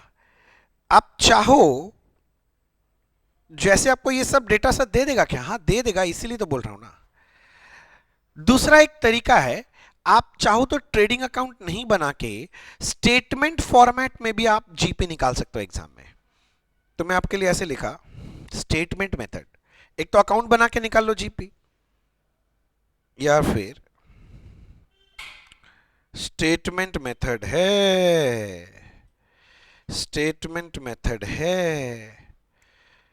अब स्टेटमेंट मेथड कुछ नहीं है सर, आसान है, ये सब पता है। जीपी निकलता कैसे है? तो आपको सेल का फिगर देगा, आप सेल ले लेना, और बस वहां से ना आप माइनस कर देना कॉस्ट ऑफ गुड्स सोल्ड। अब ये कॉस्ट ऑफ गुड्स सोल्ड कैसे निकलता है ये आपको भली भांति पता होगा। एक ओपनिंग स्टॉक लोगे, उसके साथ परचेज लोगे, प्लस करना परचेज, उसके साथ डायरेक्ट एक्सपेंस प्लस करना,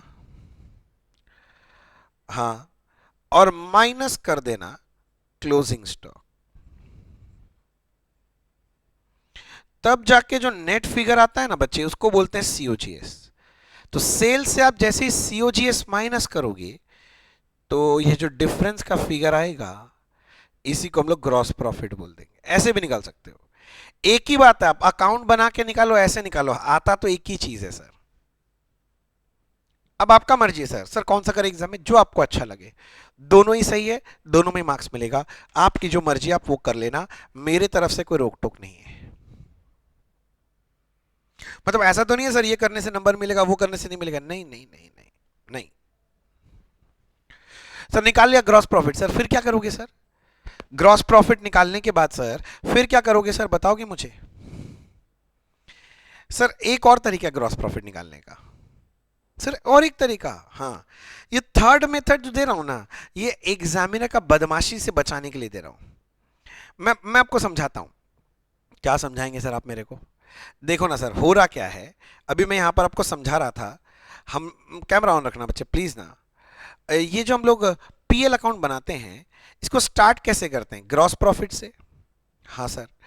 इसके बाद क्या करते हैं, आपका जो इनडायरेक्ट इनकम होता है वो यहां क्रेडिट हो जाता है, और जितने भी आपके इनडायरेक्ट एक्सपेंस होते हैं यहां लिख देते हैं, और डिफरेंस का फिगर नेट प्रॉफिट आ जाता है। कहानी तो यही है, सीधा सा बात।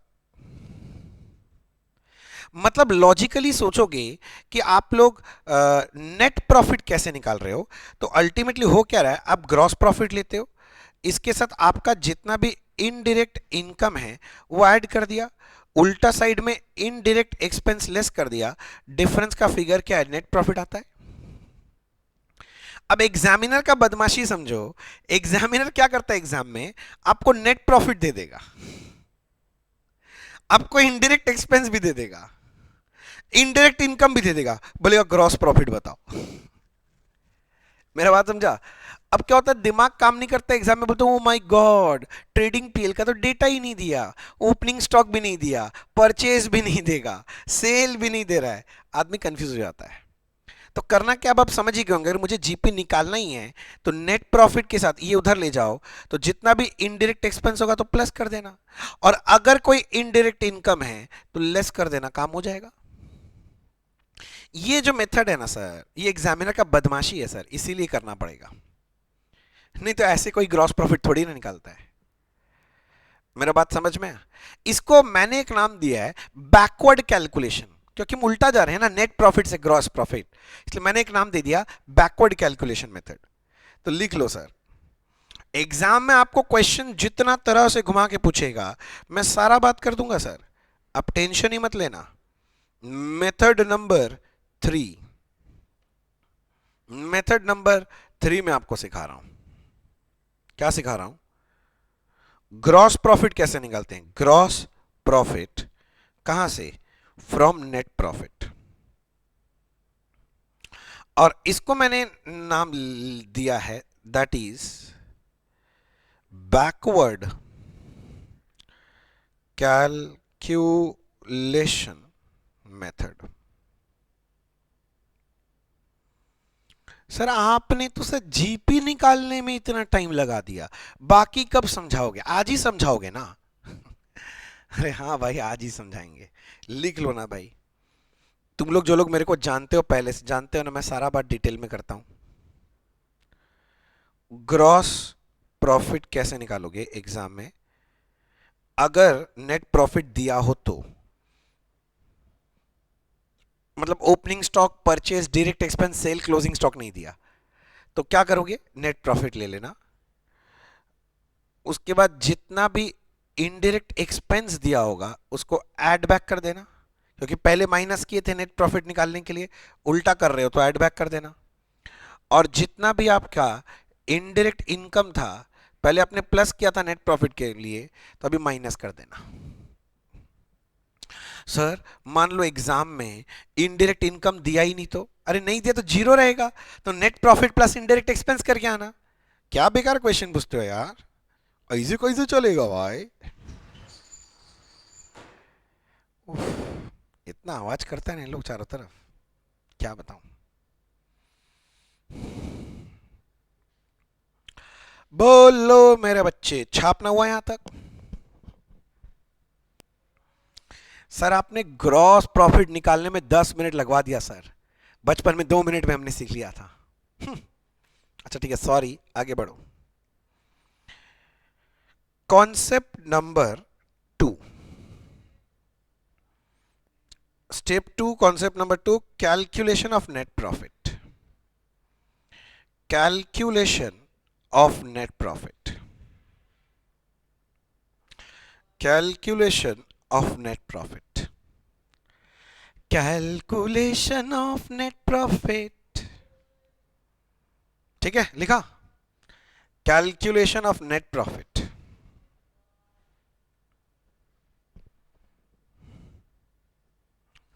सर बोलो ना सर, बोलो ना सर, क्या बोले सर, ये कैलकुलेशन ऑफ नेट प्रॉफिट बताओ sir.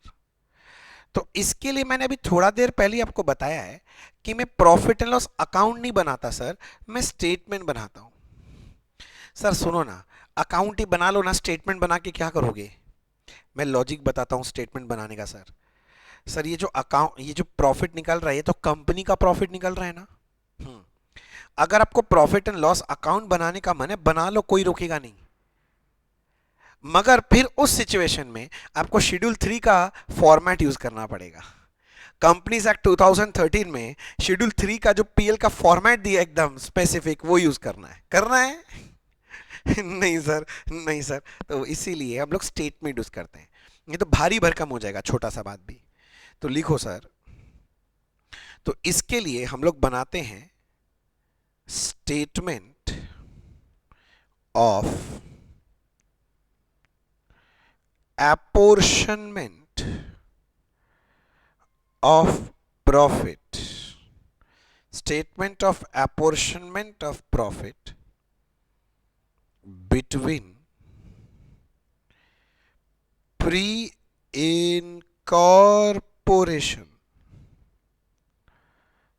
period and post-incorporation period. Pre-incorporation period and post-incorporation period.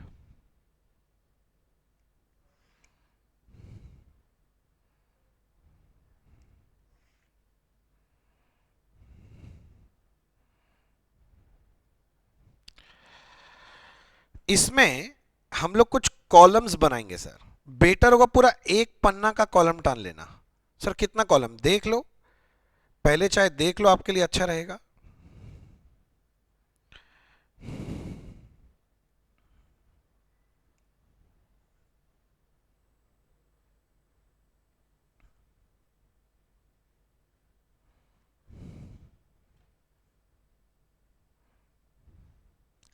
ऐसा कॉलम बनेगा सर, देख लो सर, ऐसा कॉलम बनेगा सर, आप देख लो।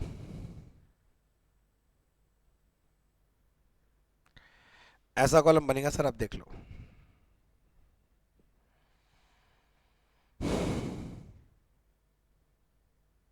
चलू मैं, हाँ सर। इधर में कॉलम का नाम लिखो, पर्टिकुलर्स है, इसका नाम होता है बेसिस ऑफ एपोर्शनमेंट। एक कॉलम बनता है टोटल, फिर एक कॉलम है प्री और एक कॉलम है पोस्ट।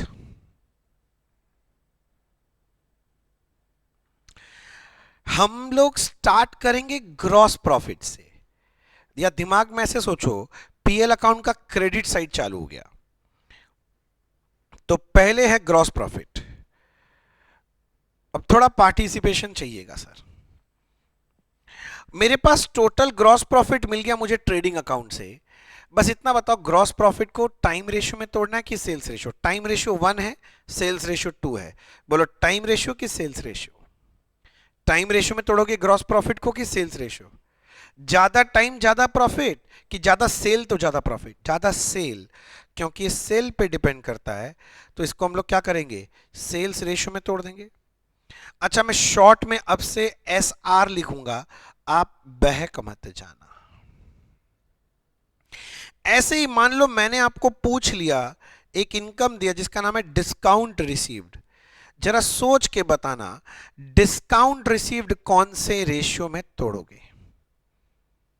डिस्काउंट रिसीव्ड कौन से रेशियो में तोड़ोगे? बोलो सर। डिस्काउंट रिसीव तो मेरे को किससे डिस्काउंट मिला होगा? सोचो सर, मेरा सप्लायर क्रेडिटर से मिला होगा। क्रेडिटर से आप माल क्या करते हो? परचेज की सेल? परचेज, तो मतलब ये परचेज से रिलेटेड है, सेल से नहीं, परचेज से रिलेटेड है। तो इसको तोड़ने के लिए बेस्ट रेशियो कौन सा होगा? Purchase ratio. मैं शॉर्ट में पीआर लिखूंगा आगे से,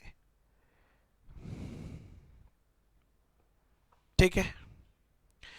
अब मान लो कोई बैड डेट रिकवरी हुआ, कोई बैड डेट रिकवरी समझते हो ना? मतलब पहले पैसा चोट हो गया तो मैंने बैड डेट मान के bad debt to debtor book से लिख के हटा दिया था।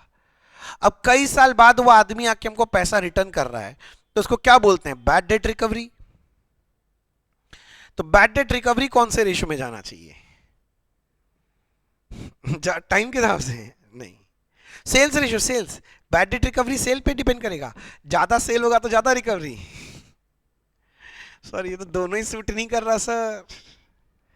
हाँ, सूट नहीं कर रहा है ना। अब लॉजिक सुनो सुनो सुनो सुनो, ये वाला जो बैड डेट रिकवरी इनकम बोला ना बच्चे, ये पूरा का पूरा प्री पीरियड में जाना चाहिए, पोस्ट में आना ही नहीं चाहिए। उसके पीछे लॉजिक क्या है, आप मेरा लॉजिक समझो। हम लोग याद है ना, एक स्पेसिफिक सिचुएशन कर रहे हैं कि यहां पर टेक ओवर हुआ होगा, ये रहा डेट ऑफ इनकॉर्पोरेशन, और ये हो गया बुक क्लोजिंग डेट। मतलब पहले साल में खड़े हम लोग। सोचो ये कंपनी का पहला साल है, अगर यहां कोई बैड डेट रिकवरी हो रहा है तो क्या वो कंपनी का रिकवरी है? सोच के देखो, ऐसा थोड़ी ना होगा कि अभी 5 मिनट पहले हम यहां बैड डेट लिखे और 5 मिनट बाद आके आदमी पैसा दे दिया, हम बैड डेट रिकवरी लिख दे रहे हैं। ऐसा थोड़ी ना होता भाई। बैड डेट के लिए तो हम लोग इंतजार करते हैं कई साल की, कस्टमर देगा देगा देगा, जब नहीं देता है तब जाके हम उसको बैड डेट डालते हैं, और उसके कई साल बाद जाके रिकवरी होता है सर। वो भी लकीली होता है, ऐसे होता नहीं है सर। मेरा बात समझ में है मैं क्या बोल रहा हूं? हाँ सर। तो पक्का पक्का बच्चे, जो बैड डेट हुआ होगा, जब जब बैड डेट हुआ होगा वो बिजनेस टेक ओवर के पहले हुआ होगा। रिकवरी अभी हो रहा है, इस साल हो जान तो मुझे मतलब नहीं कब रिकवरी हो रहा है, पर सोच के देखो ये जो रिकवरी हुआ है ये कौन से बैड डेट के लिए है? कंपनी का थोड़ी ना है ये रिकवरी, कंपनी पैदा होने के पहले का बैड डेट का रिकवरी है। तो इसीलिए इट इज मोर लॉजिकल कि ऐसा कोई रिकवरी आ ही जाए तो पैसा थोड़ी ना वापस कर देगा कंपनी। कंपनी क्या बोलेगा, रहन दो भाई, फॉर्म बंद हो गया, रहन दो। ऐसे नहीं होता है। तो कंपनी इसको प्री में डालेगा सर, प्री में। ये पूरा का पूरा बच्चे प्री आइटम है। तो अब लिख देना, ये पूरा का पूरा कहां जाएगा? प्री में सिर्फ। अच्छा, हाँ सर, ऐसे भी हो सकता है कि कोई इनकम एक्सपेंस पूरा प्री या पूरा पोस्ट में चले जाए। हाँ, एक और आपको एग्जांपल देता हूं, दिमाग लगाना, क्योंकि मैं नहीं चाहता कि आप रटो, आपको दिमाग लगाओगे नहीं तब तक नहीं होगा, कि लिमिट नहीं है ना आइटम्स का। तो मैंने बोला transfer fees received. Transfer fees, मुझे तो यही नहीं पता सर कि ट्रांसफर फीस होता क्या है सर। अच्छा मैं आपको बताता हूं ट्रांसफर फीस क्या होता है, समझो। जैसे ये सिचुएशन है, ये ड्राइंग हमेशा दिमाग है, ये डेट ऑफ इनकॉर्पोरेशन है। ट्रांसफर फीस होता क्या है, मान लो मेरा एक शेयर होल्डर है, कैमरा ऑन रखना, थोड़ा एक्सप्रेशन देखने मिलेगा। मान लो मेरा ये शेयर होल्डर कंपनी का, इसके हाथ में एक शेयर है। अब ये आदमी क्या किया, ये शेयर ना इस आदमी को ट्रांसफर कर दिया। क्या कर दिया? ट्रांसफर कर दिया। ठीक है सर, ट्रांसफर कर दिया तो क्या दिक्कत है? क्या है सर, आप प्रैक्टिकली जो कंपनी होता है ना, कंपनी, उसको अपने शेयर होल्डर का नाम का रजिस्टर मेंटेन करना पड़ता है। तो मान लो इस आदमी का नाम ए था, इसका बी है, तो पहले तो ए शेयर होल्डर लिस्ट में था। अब जैसी ए ने बी को ये शेयर बेच दिया तो share has been transferred to B, तो ए का नाम से रजिस्टर से हटा के बी का नाम डालना पड़ेगा। बोलो हाँ कि ना? अब ये जो काम करना पड़ेगा, इसके लिए तो भैया एक आदमी बैठाना पड़ेगा ना जो सब काम करेगा। फ्री में थोड़ी ना हो जाता ये सब काम, आदमी लगे, खर्चा लगेगा। कंपनी क्या ये खर्चा करने के लिए बैठा है? शेयर ट्रांसफर होगा उसका एंट्री करने के लिए बैठा है कि धंधा करेगा वो? हाँ। तो कंपनी लोग क्या करता है, ये जब ये ट्रांसफर करना पड़ता है तो इन लोगों को बहुत मेहनत लगता है। तो इसके लिए क्या करता है, ये लोग से ट्रांसफर फीस मांगता है। बोले तुम्हारे लिए खर्चा हो रहा है मेरा, मेरे को थोड़ा सा पैसा दो। बोले मान लो हर एक शेयर ट्रांसफर करने का 10 रुपया करके देना पड़ेगा फीस, तभी तुम्हारा नाम रजिस्टर में आएगा, नहीं तो नहीं आएगा। तो कौन देगा ट्रांसफर फीस? शेयर होल्डर देगा। किसको देगा? कंपनी को देगा। तो कंपनी को मिलेगा तो कंपनी के लिए तो इनकम है ना, इसलिए मैंने लिखा ट्रांसफर फीस रिसीव्ड, कंपनी को मिलेगा, इनकम है। अब जरा सोचो, ये ट्रांसफर फीस कौन से रेशियो में तोड़ोगे? टाइम रेशियो की सेल्स रेशियो? ना टाइम रेशियो ना सेल्स रेशियो। टाइम पे थोड़ी ना डिपेंड करता है ये, टाइम से क्या लेना देना इसका, और सेल से भी कोई लेना देना नहीं है। शेयर होल्डर के शेयर ट्रांसफर करेगा, सेल से क्या लेना देना, कुछ भी नहीं है। समझो, ये शेयर ट्रांसफर फीस आपको मिलेगा ही कब? जब शेयर ट्रांसफर होगा। अरे शेयर ट्रांसफर कौन करेगा? Share holder. Share holder transfer कब करेगा? जब शेयर होल्डर आएगा तभी ना। सोच के देखो, जब कंपनी इनकॉर्पोरेट हो जाएगा उसके बाद ही कंपनी शेयर इशू किया होगा, उसके बाद। तो ये ट्रांसफर तो शेयर इशू होने के बाद ही हो पाएगा। मतलब ये शेयर ट्रांसफर फीस पक्का मेरे को इसी पीरियड में मिला होगा, ये प्री पीरियड का हो ही नहीं सकता। जब शेयर ही नहीं है तो शेयर ट्रांसफर फीस प्री का कैसे हो सकता है? तो ये जो शेयर ट्रांसफर फीस है बच्चे, ये पूरा का पूरा पोस्ट पीरियड का आइटम है। तो आपको कभी दे दे तो पूरा का पूरा पोस्ट में डाल देना। अब ऐसे देखो, कोई इनकम का लिमिट तो है नहीं, अब ऐसे ही आएगा, आपको सोच सोच के तोड़ना है। पर जो आता है जनरली एग्जाम में मैंने लिखवा दिया है। अब ये टोटल हो गया इनकम साइड का। सर इनकम साइड का टोटल है, इसको मैं नाम दे देता हूं टोटल ए। इनकम साइड का टोटल हो गया, मेरे इनकम साइड का टोटल हो गया। सर आप सोच के रखियो, एक भी सम नहीं कराओगे ना? अरे रुक ना, क्यों हड़बड़ाता है? अच्छा सर ठीक है सर, छोड़ो, आगे बोलो सर, आगे आगे मैं बोलूं? श्योर? हाँ सर बोलो। अब ये खत्म होने के बाद अब मैं सारा खर्चा चालू करूंगा एक एक करके। जैसे खर्चा में मान लो एक खर्चा का नाम दिया सैलरीज। सैलरीज का टोटल मेरे पास है, प्री और पोस्ट में तोड़ना है। सोच के बताओ, सैलरी टाइम रेशियो पे डिपेंड करेगा कि सेल रेशियो पे? ज्यादा सेल होगा तो ज्यादा सैलरी दोगे क्या? नहीं नहीं नहीं सर, टाइम पे डिपेंड करेगा ना। वर्कर आई मीन स्टाफ जितना महीना काम किया होगा, महीना मतलब टाइम हो गया ना, टाइम पे डिपेंड करेगा। हाँ, तो इसको किस रेशियो में तोड़ देना? टाइम रेशियो में। है तेरी। अच्छा, टाइम रेशियो को अब मैं शॉर्ट में टीआर लिखूंगा, घबराना मत।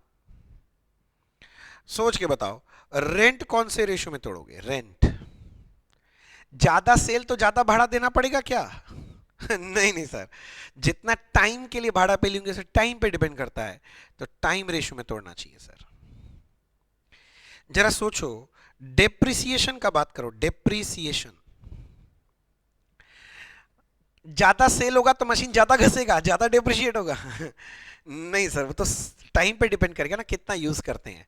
हाँ, तो ये टाइम रेशियो पे डिपेंड करता है। अब आपको ऐसे दे दिया, प्रिंटिंग एंड स्टेशनरी।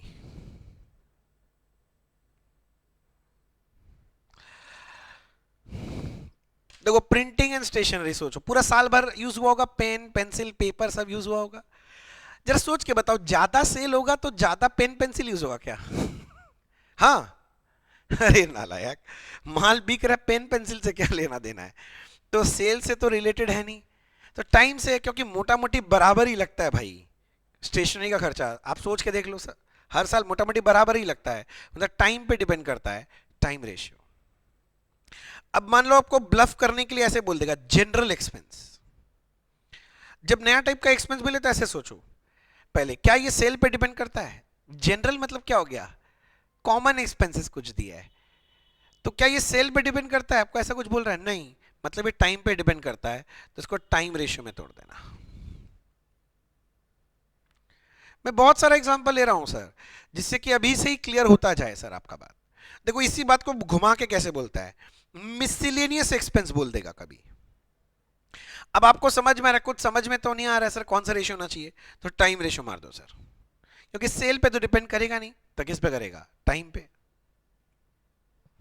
देखो सर लिख लो,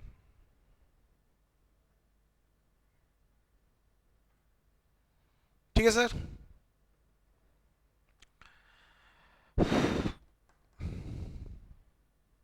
मान लो मैंने आपको दिया ऑफिस एंड एडमिनिस्ट्रेशन एक्सपेंस। अब उतना सारा नाम यूज करके ऑफिस बोल रहा हूं, ऑफिस में खर्चा होता है, तो ज्यादा सेल होने से ऑफिस का खर्चा ज्यादा होगा क्या? ऑफिस का इलेक्ट्रिसिटी, ऑफिस का रेंट, ऑफिस का स्टाफ का सैलरी नहीं, तो टाइम पे डिपेंड करते हैं ये सब खर्चा। तो ऑफिस का सारा खर्चा हमेशा कौन से रेशियो में तोड़ना, टाइम रेशियो में।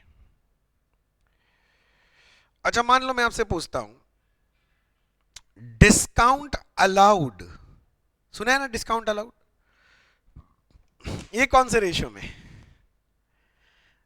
सोचो सर, डिस्काउंट अलाउ हम किसको करते हैं, कस्टमर को, डेटर को।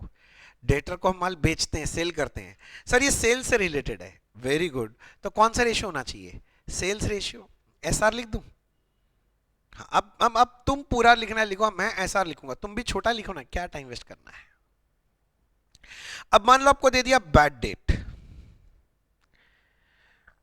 अब लॉजिकली सोचो आप यार, बैड डेट किसका होता है, डेटर। डेटर किससे रिलेटेड है, सेल्स, तो इसको भी कौन से रेशियो में तोड़ना ठीक रहेगा, सेल्स रेशियो में। मान लो आपको दे दिया एडवर्टीजमेंट।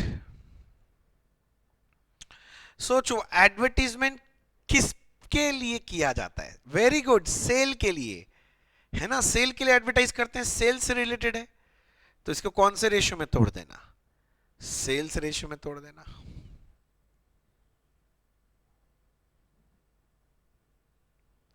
समझ में आ रहा है मेरा बात? अब और एग्जांपल ले लेते हैं, मान लो सेल्समैन कमीशन है। सर नाम से समझ में आना चाहिए, सेल्समैन का कमीशन है, सेल्स से रिलेटेड है, तो इसको भी कौन से रेशियो में तोड़ने का, सेल्स रेशियो में तोड़ने का। इसी को घुमा के कभी कभी ऐसे बोल देता है ट्रैवलर्स कमीशन, वो एक ही बात है, ट्रैवलर कमीशन, सेल्समैन को ही ट्रैवलर भी बोल देते हैं, तो ये भी कौन से रेशियो में बढ़ जाना चाहिए, सेल्स रेशियो में। मान लो मैंने आपको दे दिया carriage outward, carriage outward. Sir carriage outward समझते हो, carriage on sale, carriage on sale, तो सेल पे रिलेटेड है, सेल्स रिटर्न, सेल्स रेशियो। तुरंत एक बच्चा पूछा मेरे से, sir sir sir sir sir sir sir sir carriage outward तो ठीक है, मान लीजिए कैरेज इनवर्ड दिया तो कौन से रेशियो में तोड़ेंगे सर, कैरेज इनवर्ड दिया तो कौन से रेशियो में तोड़ेंगे सर, कैरेज इनवर्ड दिया तो कौन से रेशियो में तोड़ेंगे सर, बोलिए ना, कैरेज इनवर्ड दिया तो कौन से रेशियो में तोड़ेंगे सर, ना टाइम रेशियो ना सेल्स रेशियो, गलत बोल रहे हैं, तोड़ेंगे ही नहीं। हिसाब से तो ये परचेज पे डिपेंड करता है, आप परचेज रेशियो बोलते तो भी मैं समझ जाता, किंतु तोड़ेंगे ही नहीं इसको। क्यों सर, इसने ऐसा क्या काम किया सर जो हम तोड़ेंगे ही नहीं सर, इसने ऐसा क्या काम किया जो हम तोड़ेंगे ही नहीं सर। अरे गधे, कैरेज इनवर्ड डायरेक्ट एक्सपेंस है, ये तो ट्रेडिंग में चला ही गया होगा, जब ट्रेडिंग में चला ही गया होगा तो वापस तोड़ने का मेहनत क्यों करेंगे भाई, दो दो जगह लोगे क्या, पगला कहीं का। तो मत ले लेना, मुझे पता है मन में डाउट आ जाता है, कैरेज आउटवर्ड देख के इनवर्ड आता ही है सर। अच्छा सर, कैरेज भी हो गया सर। और क्या सर? सेल्स प्रमोशन एक्सपेंस बोल देगा। वही एडवर्टाइजमेंट को घुमा के सेल्स प्रमोशन बोल देता यार। नाम से समझ में आ रहा है सेल्स से डिपेंडेंट है, तो कौन से रेशियो में तोड़ोगे सर? सेल्स रेशियो में तोड़ोगे। मान लो आपको ऐसे बोल दिया, selling and distribution expense, selling and distribution expense, selling and distribution expense. तो नाम से समझ में आ रहा है सेल भी डिपेंड करेगा, तो सेल्स रेशियो में।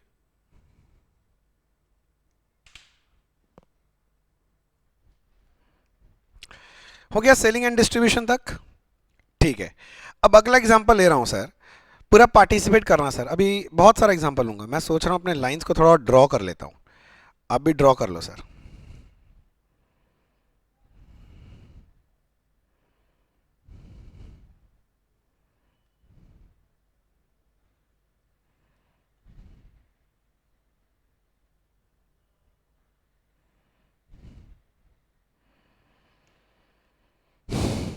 बोलो सर। चलो, मान लो मैं आपको बोलता हूं एक खर्चा का नाम डिबेंचर इंटरेस्ट। कौन से रेशियो में तोड़ोगे जल्दी बताओ? टाइम रेशियो की सेल्स रेशियो? टाइम रेशियो की सेल्स रेशियो? टाइम रेशियो की sales ratio? Time ratio sir, time ratio. Very good, wrong हो सर। क्यों? सेल्स रेशियो नहीं, ये पूरा का पूरा ना पोस्ट में जाएगा ये खर्चा। सर क्यों? लॉजिक लगाओ बच्चे। मैंने क्या बोला? Debenture interest. इधर पूरा कंसंट्रेशन रहना चाहिए। बच्चे आप अपना ड्राइंग इमेजिन करो, ये वाला, ये रहा अपना क्या बोलते हैं, book, sorry, business taken over date, date of incorporation, book closing date. Debenture कौन इशू करता है? कंपनी। कब? इनकॉर्पोरेशन के बाद डिबेंचर आया होगा, तो इंटरेस्ट भी तो इसके बाद के पीरियड का ही दिया होगा तुमने। मतलब सोचो, डिबेंचर इंटरेस्ट प्री पीरियड में आ ही नहीं सकता, पोस्ट पीरियड का होगा। तो वो तुमको कहां डालना है? तुम समझ जाओ, पोस्ट पीरियड में डालना है। डिबेंचर कौन इशू करेगा बच्चे? कंपनी इशू करेगा ना। कब? इनकॉर्पोरेशन के बाद। तो इंटरेस्ट भी तो इनकॉर्पोरेशन के बाद का होगा। एक और एग्जांपल लेते हैं, डायरेक्टर फीस। वही लॉजिक सर, डायरेक्टर इनकॉर्पोरेशन के बाद आता है, इनकॉर्पोरेशन के पहले थोड़ी ना डायरेक्टर अपॉइंट होगा। आप लोग लॉ इतना जानते हो, पढ़े होंगे।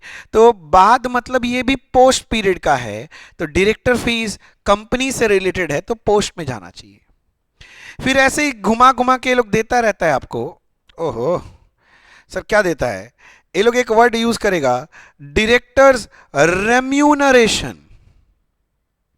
सर डायरेक्टर तो इनकॉर्पोरेशन के बाद आता है, तो ये खर्चा भी सर इसका मतलब पूरा का पूरा पोस्ट में जाना चाहिए। बिल्कुल सही।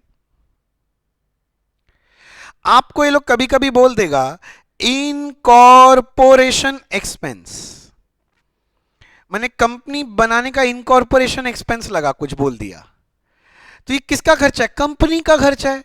और कंपनी का खर्चा तो कंपनी पैदा होने के बाद देगा अपने पॉकेट से, तो ये भी पोस्ट का खर्चा है। आप जानते हैं ना इनकॉर्पोरेशन एक्सपेंस, इसी का और एक नाम है प्रीलिमिनरी एक्सपेंस। ये कंपनी बनाने का खर्चा है बच्चे, तो इसका पेमेंट कौन करेगा? कंपनी। सर मेरे को डाउट आ गया सर, लॉजिकल डाउट है सर, तो दूर करोगे? हाँ बोलिए सर। सुनिए ना, कंपनी टेक ओवर यहां पर किया है पार्टनरशिप फर्म को या प्रोप्राइटरशिप फर्म को, जो भी है। इनकॉर्पोरेशन होने में सर पैसा वैसा खर्चा करना पड़ता है। हाँ सर, खर्चा तो यहां पर होता है ना, कंपनी तो पैदा हुआ ही नहीं है। पैसा कौन देता है जानते हो? प्रमोटर लोग देता है अपने पॉकेट से। और फिर जब कंपनी इनकॉर्पोरेट हो जाता है ना, उसके बाद कंपनी पेमेंट करता है यहां आके प्रमोटर को। तो क्योंकि ये कंपनी का खर्चा है बच्चे, इसीलिए पोस्ट में जाना चाहिए। बोलो लॉजिकली समझ में आया? इनकॉर्पोरेशन एक्सपेंस बोल दे चाहे प्रिलिमिनरी एक्सपेंस, आप कहां दिखाओगे? पोस्ट में। चलो एक और बताता हूं, अंडर राइटिंग कमीशन, नाम सुने अंडर राइटिंग? ये जो हम लोग शेयर इशू करते हैं या डिबेंचर इशू करते हैं, इसके लिए अंडर राइटर अपॉइंट करते हैं, जो कि शेयर इशू करने में, डिबेंचर इशू करने में हमें हेल्प करता है। तो लॉजिकली सोचो, अंडर राइटिंग कमीशन कब देंगे? शेयर इशू करेंगे, डिबेंचर इशू करेंगे, तब कब होता है ये इशू? इनकॉर्पोरेशन के बाद। तो ये खर्चा इनकॉर्पोरेशन के बाद का होता है, तो ये पोस्ट पीरियड का हो जाता है।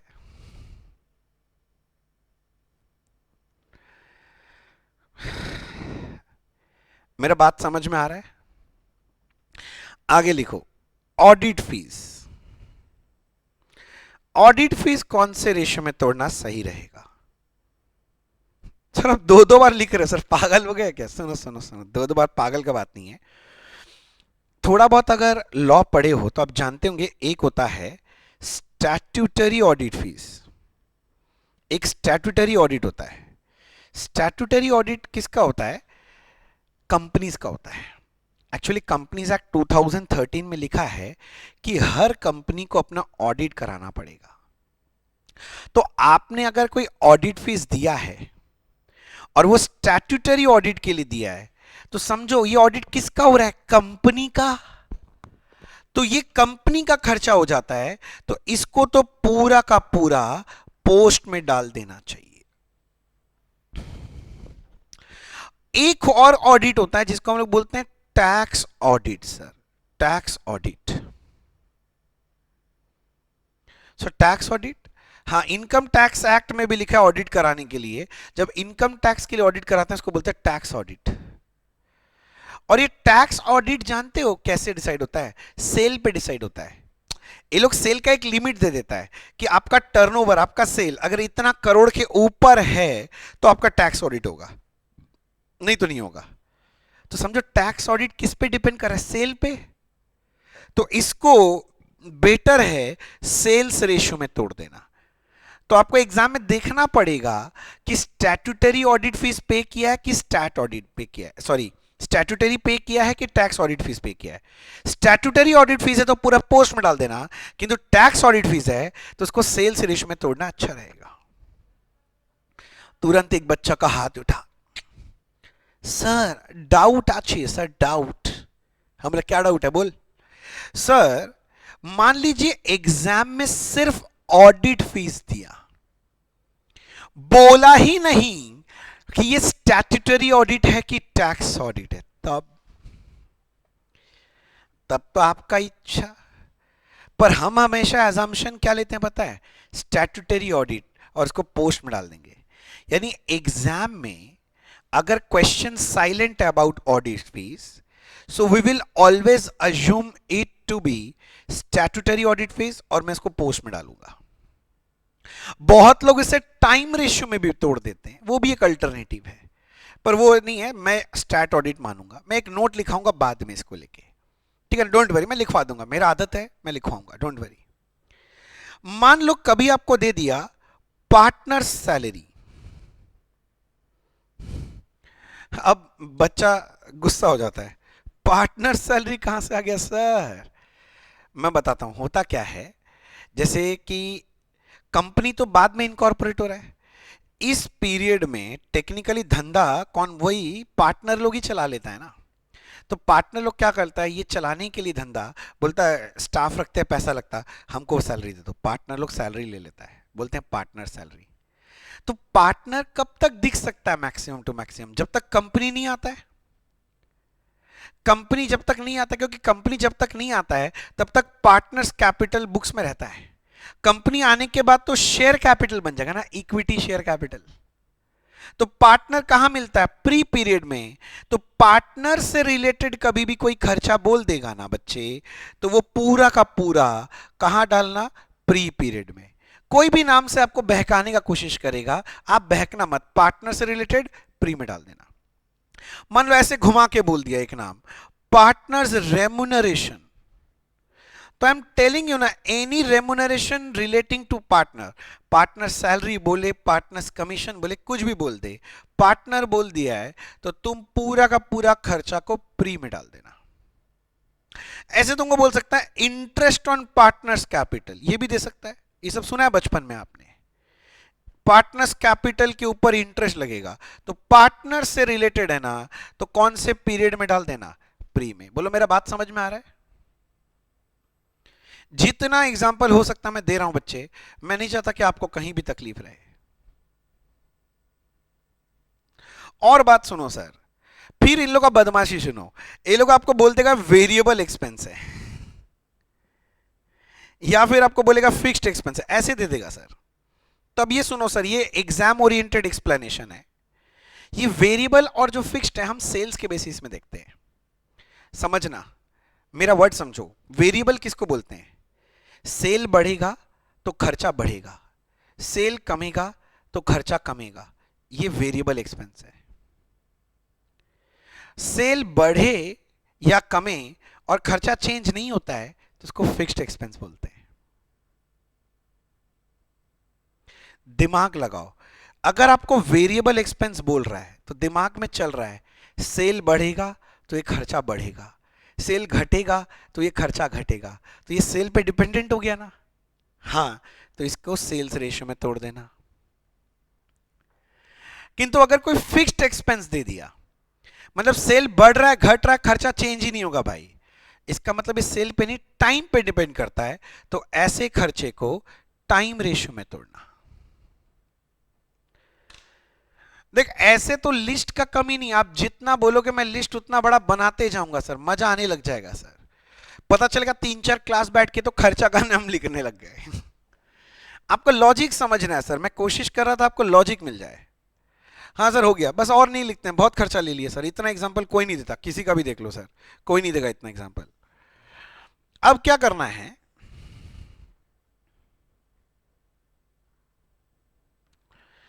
अब ये जो खर्चा है ना इसका टोटल कर लो सर, ये खर्चा का टोटल समझ रहे हो, खर्चा का यहां से चालू हुआ है, देखो खर्चा मेरा कहां गया, ये यहां से लेके लास्ट तक जो भी खर्चा है तीनों कॉलम टोटल कर लो सर, तो खर्चा का टोटल मिल जाएगा।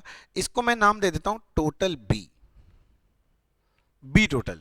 ऊपर में देखो ये वाला जो खर्चा का टोटल आया था इसको मैंने ए नाम दिया था, देखो ये मैंने ए दे दिया था नाम इसको, और नीचे आ गया ए टोटल है इनकम साइड का टोटल और बी टोटल हो गया एक्सपेंस साइड का टोटल। तो लास्ट लाइन है सर हमारा नेट प्रॉफिट निकालने का, और नेट प्रॉफिट आप कैसे निकालोगे, ए माइनस बी, तो ये टोटल प्रॉफिट, ये प्री पीरियड का प्रॉफिट और ये पोस्ट पीरियड का। और ये बोलने का जरूरत है ही नहीं कि प्री पीरियड का प्रॉफिट कैपिटल रिजर्व में चला जाएगा और पोस्ट पीरियड का प्रॉफिट पीएल अकाउंट में ट्रांसफर होता है, वो लास्ट में हम लोग एग्जाम में नोट लिख देते हैं।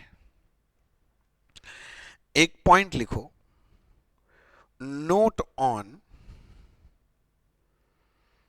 Audit fees.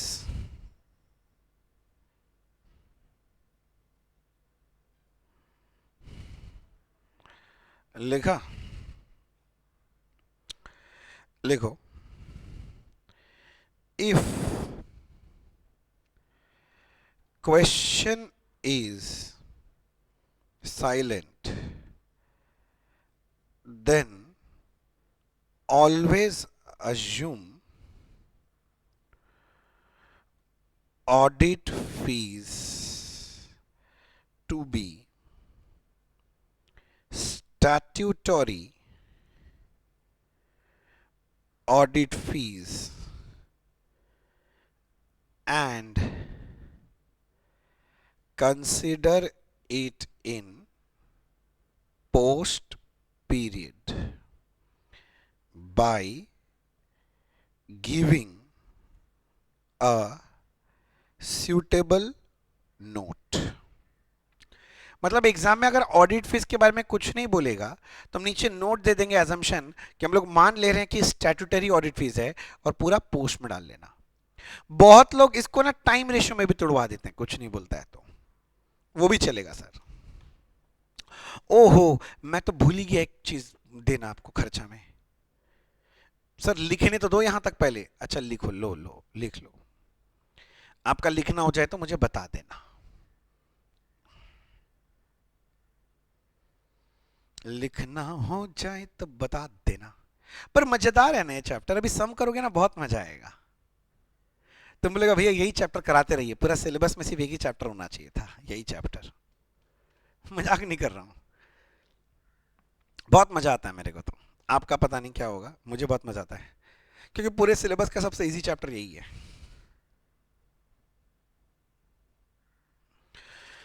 सर हाँ लिख लिया सर हमने। आप क्या बोले थे मिस हो गया।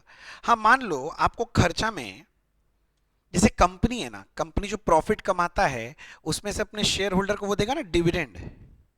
मान लो कोई डिविडेंड पेड का भी खर्चा दे दिया, बोला डिविडेंड पेड, तो जल्दी बताओ प्री पोस्ट में कौन से रेशियो में तोड़ोगे? टाइम रेशियो में तोड़ोगे कि क्या बोलते हैं उसको, सेल्स रेशियो में तोड़ोगे? सर डिविडेंड हम किसको देंगे आप बोल रहे हैं? शेयर होल्डर को देंगे ना। शेयर होल्डर तो इनकॉर्पोरेशन होने के बाद आएगा ना सर। तो सर ये तो पूरा का पूरा पोस्ट में जाना चाहिए सर, क्योंकि शेयर से रिलेटेड हो गया, कंपनी से रिलेटेड है। सुनो सुनो सुनो सुनो सुनो सुनो सुनो सुनो, गलत। हाँ ये पीएल में आएगा ही नहीं। Sir why? अरे गधे, ये जो डिविडेंड है it is appropriation of profit. पहले मैं पीएल अकाउंट बना के नेट प्रॉफिट निकालता हूं, फिर पीएल एप्रोप्रिएशन का जो सेक्शन होता है ना वहां पर डिस्ट्रीब्यूशन दिखाई देता है। ये कोई खर्चा थोड़ी ना जो पीएल में आ जाएगा। मेरा बात समझे, ये खर्चा है ही नहीं, तो ये कभी भी पीएल में आएगा ही नहीं। पीएल एप्रोप्रिएशन का पार्ट है। तो अगर बेवकूफ बनाना हुआ ना, अगर टीचर इंटेलिजेंट हुआ आपको बोल देगा डिविडेंड पेड, और भरोसा रखो सारा बच्चा लोग उसको पीएल में लेके आएगा। पर मैं आपको बता दूं कभी भी पीएल में लेना ही मत, बिकॉज ये एप्रोप्रिएशन ऑफ प्रॉफिट है। ये पीएल का आइटम है ही नहीं, ये पीएल एप्रोप्रिएशन का आइटम है सर। समझ में आया मेरा बात? लॉजिक समझ में आया? सर नोटिंग कराओ, ऐसे नहीं चलेगा सर, आपको नोट देना पड़ेगा, नहीं तो हम आपको छोड़ेंगे नहीं सर। मत छोड़ो यार, मैं कब बोल रहा हूं छोड़ दो मेरे को। लो मैं आपके लिए एक नोट लिखा देता हूं, लिखो note on dividend paid. Note on dividend paid लिख लीजिए। Dividend paid is an appropriation item and hence it shall never be taken to profit and loss account. Therefore, do not consider it in statement of apportionment. Do not consider in statement of apportionment of profit. जो हम लोग statement बनाएंगे उसमें गलती से भी मत लेना। सर और कॉन्सेप्ट है? हाँ अभी और कॉन्सेप्ट है, पर मैं पहले एक छोटा सा सम करना चाहता हूं। इतना सारा बात कर लिए बच्चे, एक सम तो बनता है यार। हाँ सर, आप छोड़ने वाले तो हो नहीं सर, मैं समझ गया, आप सम करा के मानोगे। हाँ एकदम छुट्टू सा छुट्टू सा छुट्टू सा, ठीक है ना, ऐसे बोलते हैं ना छुट्टू सा, नौटंकी करके, वही एकदम छुट्टू सा सम कराएंगे। कराओ सर, सर कराओ। तो आप एक काम करो, बुक में आ जाओ, आप बुक में आ जाओ। बुक में आप देखोगे ये दो सेक्शन है, मैंने ना क्लास वर्क और होमवर्क सेक्शन बना रखा है इस चैप्टर में। तो होमवर्क सेक्शन में आ जाओ सर। होमवर्क सेक्शन में, होमवर्क सेक्शन में आप आके देखो, आपको मिलेगा एक सम नंबर 5, सम नंबर 5। अब एक झट से रीड कर लो सर। सर क्या ये हमारा आज का आखिरी सम रहेगा? हाँ, छोटा सा बच्चे, इसमें पूरा सम भी नहीं करना, इसमें सिर्फ रेशियो निकालने का स्टोरी है। एक बार आप झट से रीड करो, मैं 30 सेकंड देता हूं, फिर मैं पढ़ूंगा आपके लिए।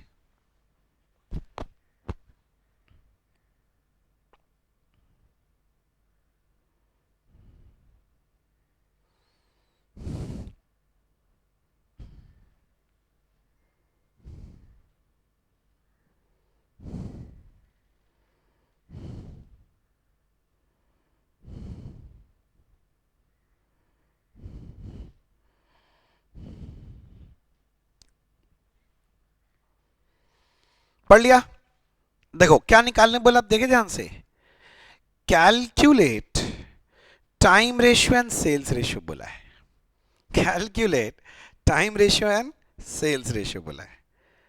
तो जब भी ये रेशियो निकालने बोलेगा ना बच्चे, मेरा बात आप मान लो, मैं कर रहा हूं होमवर्क सेक्शन का क्वेश्चन नंबर 5। मेरा बात आप मान लो, आप पहले ये लाइन बना लो, उसमें मार्किंग कर लो। पहले एक होता है बिजनेस टेकन ओवर डेट, एक होता है डेट ऑफ इनकॉर्पोरेशन, एक होता है बुक क्लोजिंग डेट। ये 3 डेट आइडेंटिफाई करना बहुत इंपॉर्टेंट है रेशियो पता करने के लिए। कर लिया सर? हाँ, मैं पढ़ रहा हूं, देखो। चांदी limited was incorporated on 1811।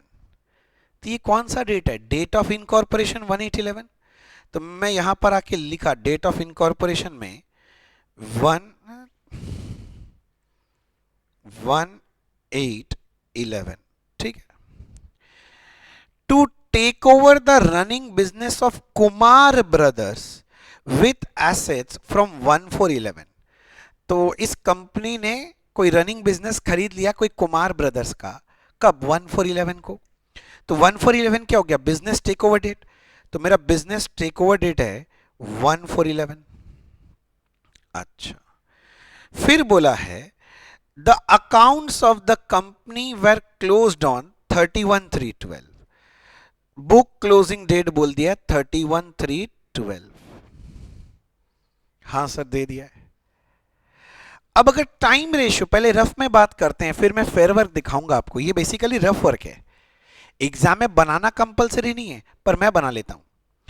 Pre period मतलब मैं ऐसे बोलूं 1411 से, मैं 18 नहीं बोलूंगा, अगस्त के पहले वाला दिन, तो 31 जुलाई। यानी कितना महीना? अप्रैल मई जून जुलाई। ओए, हाथ दिया भगवान, ठीक से कैलकुलेट करो।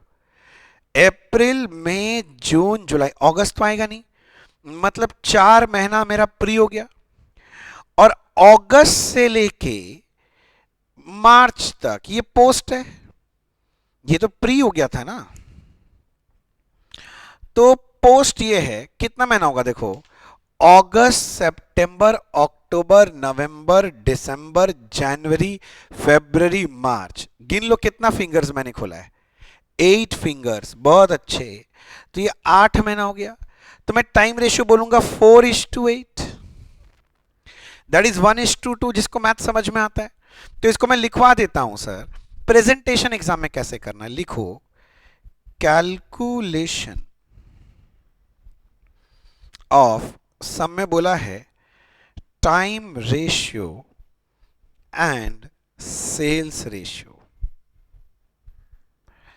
Time ratio and sales ratio, calculation of time ratio and sales ratio.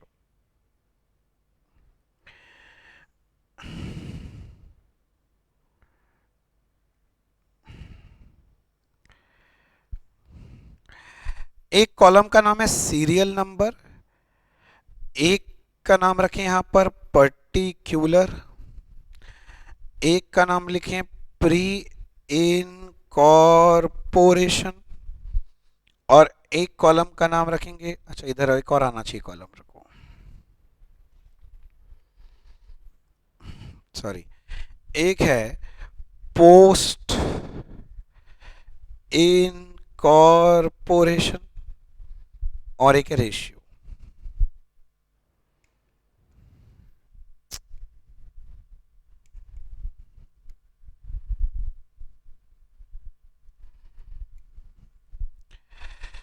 लिखा सर? देखो ये जो मैं फॉर्मेट बना रहा हूं कोई नहीं बनाता है, किसी भी बुक में आप चेक कर लेना आपको नहीं मिलेगा, पर सुंदर से बनाओगे तो अच्छा रहेगा, आप और टीचर दोनों खुश रहेंगे। सीरियल नंबर 1 में मुझे आपको निकाल के दिखाना है टाइम रेशियो। पूरा समझा के लिखना पड़ता है डेट के साथ। प्री पीरियड कब से कब तक है, तो from 1/4/11 to 31/7/11, that is 4 months pre हो गया। एंड पोस्ट कब से कब तक है, तो from 1/8/11 to 31/3/12, that is 8 months. तो रेशियो इज 4:8। थोड़ा रिड्यूस कर दो, 4 1s are 4, 4 2s are 8, so ratio is 1:2।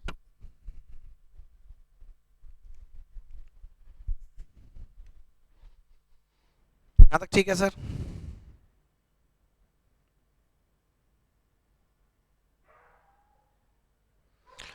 यहां तक आपको समझने में कोई डाउट है क्या? मेरे हिसाब से कोई डाउट नहीं है। सर एक और निकालना था, सेल्स रेशियो। सर आपने तो पढ़ा ही नहीं पूरा क्वेश्चन, हमें पढ़ूंगा ना, उसका लाइन बचा हुआ है, मैं पढ़ के दिखाता हूं अभी। 1 मिनट रुक जाओ यार, ऐसा क्या बात हो गया? पहले बोलो टाइम रेशियो कैसे निकाला, क्लियर हुआ बच्चे? इधर देखो, ध्यान से पढ़ना। Average monthly sales during first 4 months of the year. Sir first 4 months तो प्री पीरियड हो गया ना? हाँ, प्री पीरियड का बात कर रहा है। क्या हो गया? वैट ट्वाइस, ट्वाइस मतलब है 2 गुना, double the average monthly sales during the remaining months. बोला बाकी महीना के तुलना में, मतलब पोस्ट पीरियड की तुलना में प्री पीरियड में मेरा सेल डबल हुआ था। बोलो सेल्स रेशियो क्या है? तुरंत बच्चा खुद को लेगा, सर मैं समझ गया सर 2:1 होगा। नहीं, गलत। सर बोला तो है ना प्री पीरियड में सेल डबल हुआ है कंपेयर टू पोस्ट पीरियड। तुम पढ़े नहीं ना इंग्लिश ठीक से। क्या बोला देखो कहां पर है, ये लोग कहां खेलता है, ये लोग एवरेज मंथली सेल बोल रहा है, मतलब हर महीना का सेल का बात कर रहा है। ये लोग क्या बोलना चाह रहा है कि जो पोस्ट पीरियड है ना 8 महीना, मान लो अगर हर महीना पोस्ट पीरियड में 1 रुपया 1 रुपया 1 रुपया करके सेल होता है, तो प्री पीरियड में हर महीना 2 रुपया 2 रुपया 2 रुपया करके सेल हुआ है। तो समझो प्री पीरियड में 4 महीना है ना, हर महीना अगर 2-2 रुपया करके सेल हुआ है बच्चे, तेरी हर महीना अगर 2-2 रुपया करके सेल हुआ है, मतलब प्री पीरियड में तो 8 रुपया का सेल हो गया। और पोस्ट पीरियड जो 8 महीना है, हर महीना 1-1 रुपया करके सेल हुआ है, मतलब 8 रुपया का सेल हुआ है, तो सेल्स रेशियो बन जाएगा 8:8। ये लोग सेल्स रेशियो ना डायरेक्ट नहीं बोलता है, ऐसे ही बोलेगा बार बार, आधा हो गया, डबल हो गया, पौना हो गया, सवा हो गया, यही सब सुनाता रहेगा कहानी। बात समझ में आ रहा है? ये जो डबल बोला है मंथली सेल बोला था, मतलब पोस्ट पीरियड में अगर हर महीने का सेल 1-1 रुपया करके हुआ है, तो प्री पीरियड में हर महीने का सेल 2-2 रुपए करके हुआ है। तो सेल्स रेशियो कैसे दिखाएंगे? तो देखो मैं ऐसे लिख देता हूं कि मेरा प्री में 4 महीना था और हर महीना अगर डबल हुआ है 2-2 रुपया करके हुआ है, तो यहां 8 रुपए का सेल हुआ है। और पोस्ट पीरियड में जो 8 मंथ्स था, हर महीना 1-1 रुपया करके सेल हुआ है, मतलब 8 रुपए का सेल। तो रेशियो इज 8:8। थोड़ा रिड्यूस करोगे तो सेल्स रेशियो इज 1:1। बस खत्म। तो इसी के साथ हमारे ये बेसिक सा सम समाप्त हुआ। सम ये क्या, रेशियो निकालने का सम दिया था। सर ऐसा सम आ सकता है? बिल्कुल एग्जाम में आता है सर, ये भी नॉलेज चेक करते हैं, ये तो सबसे इंपॉर्टेंट है। सोचो आप जरा, रेशियो सही निकलेगा तो सारा खर्चा को भी ठीक से बांट पाओगे, रेशियो ही गलत कर दिए तो पूरा सम में जीरो हो जाएगा सर। ये सबसे पहला स्टेप और सबसे इंपॉर्टेंट स्टेप है।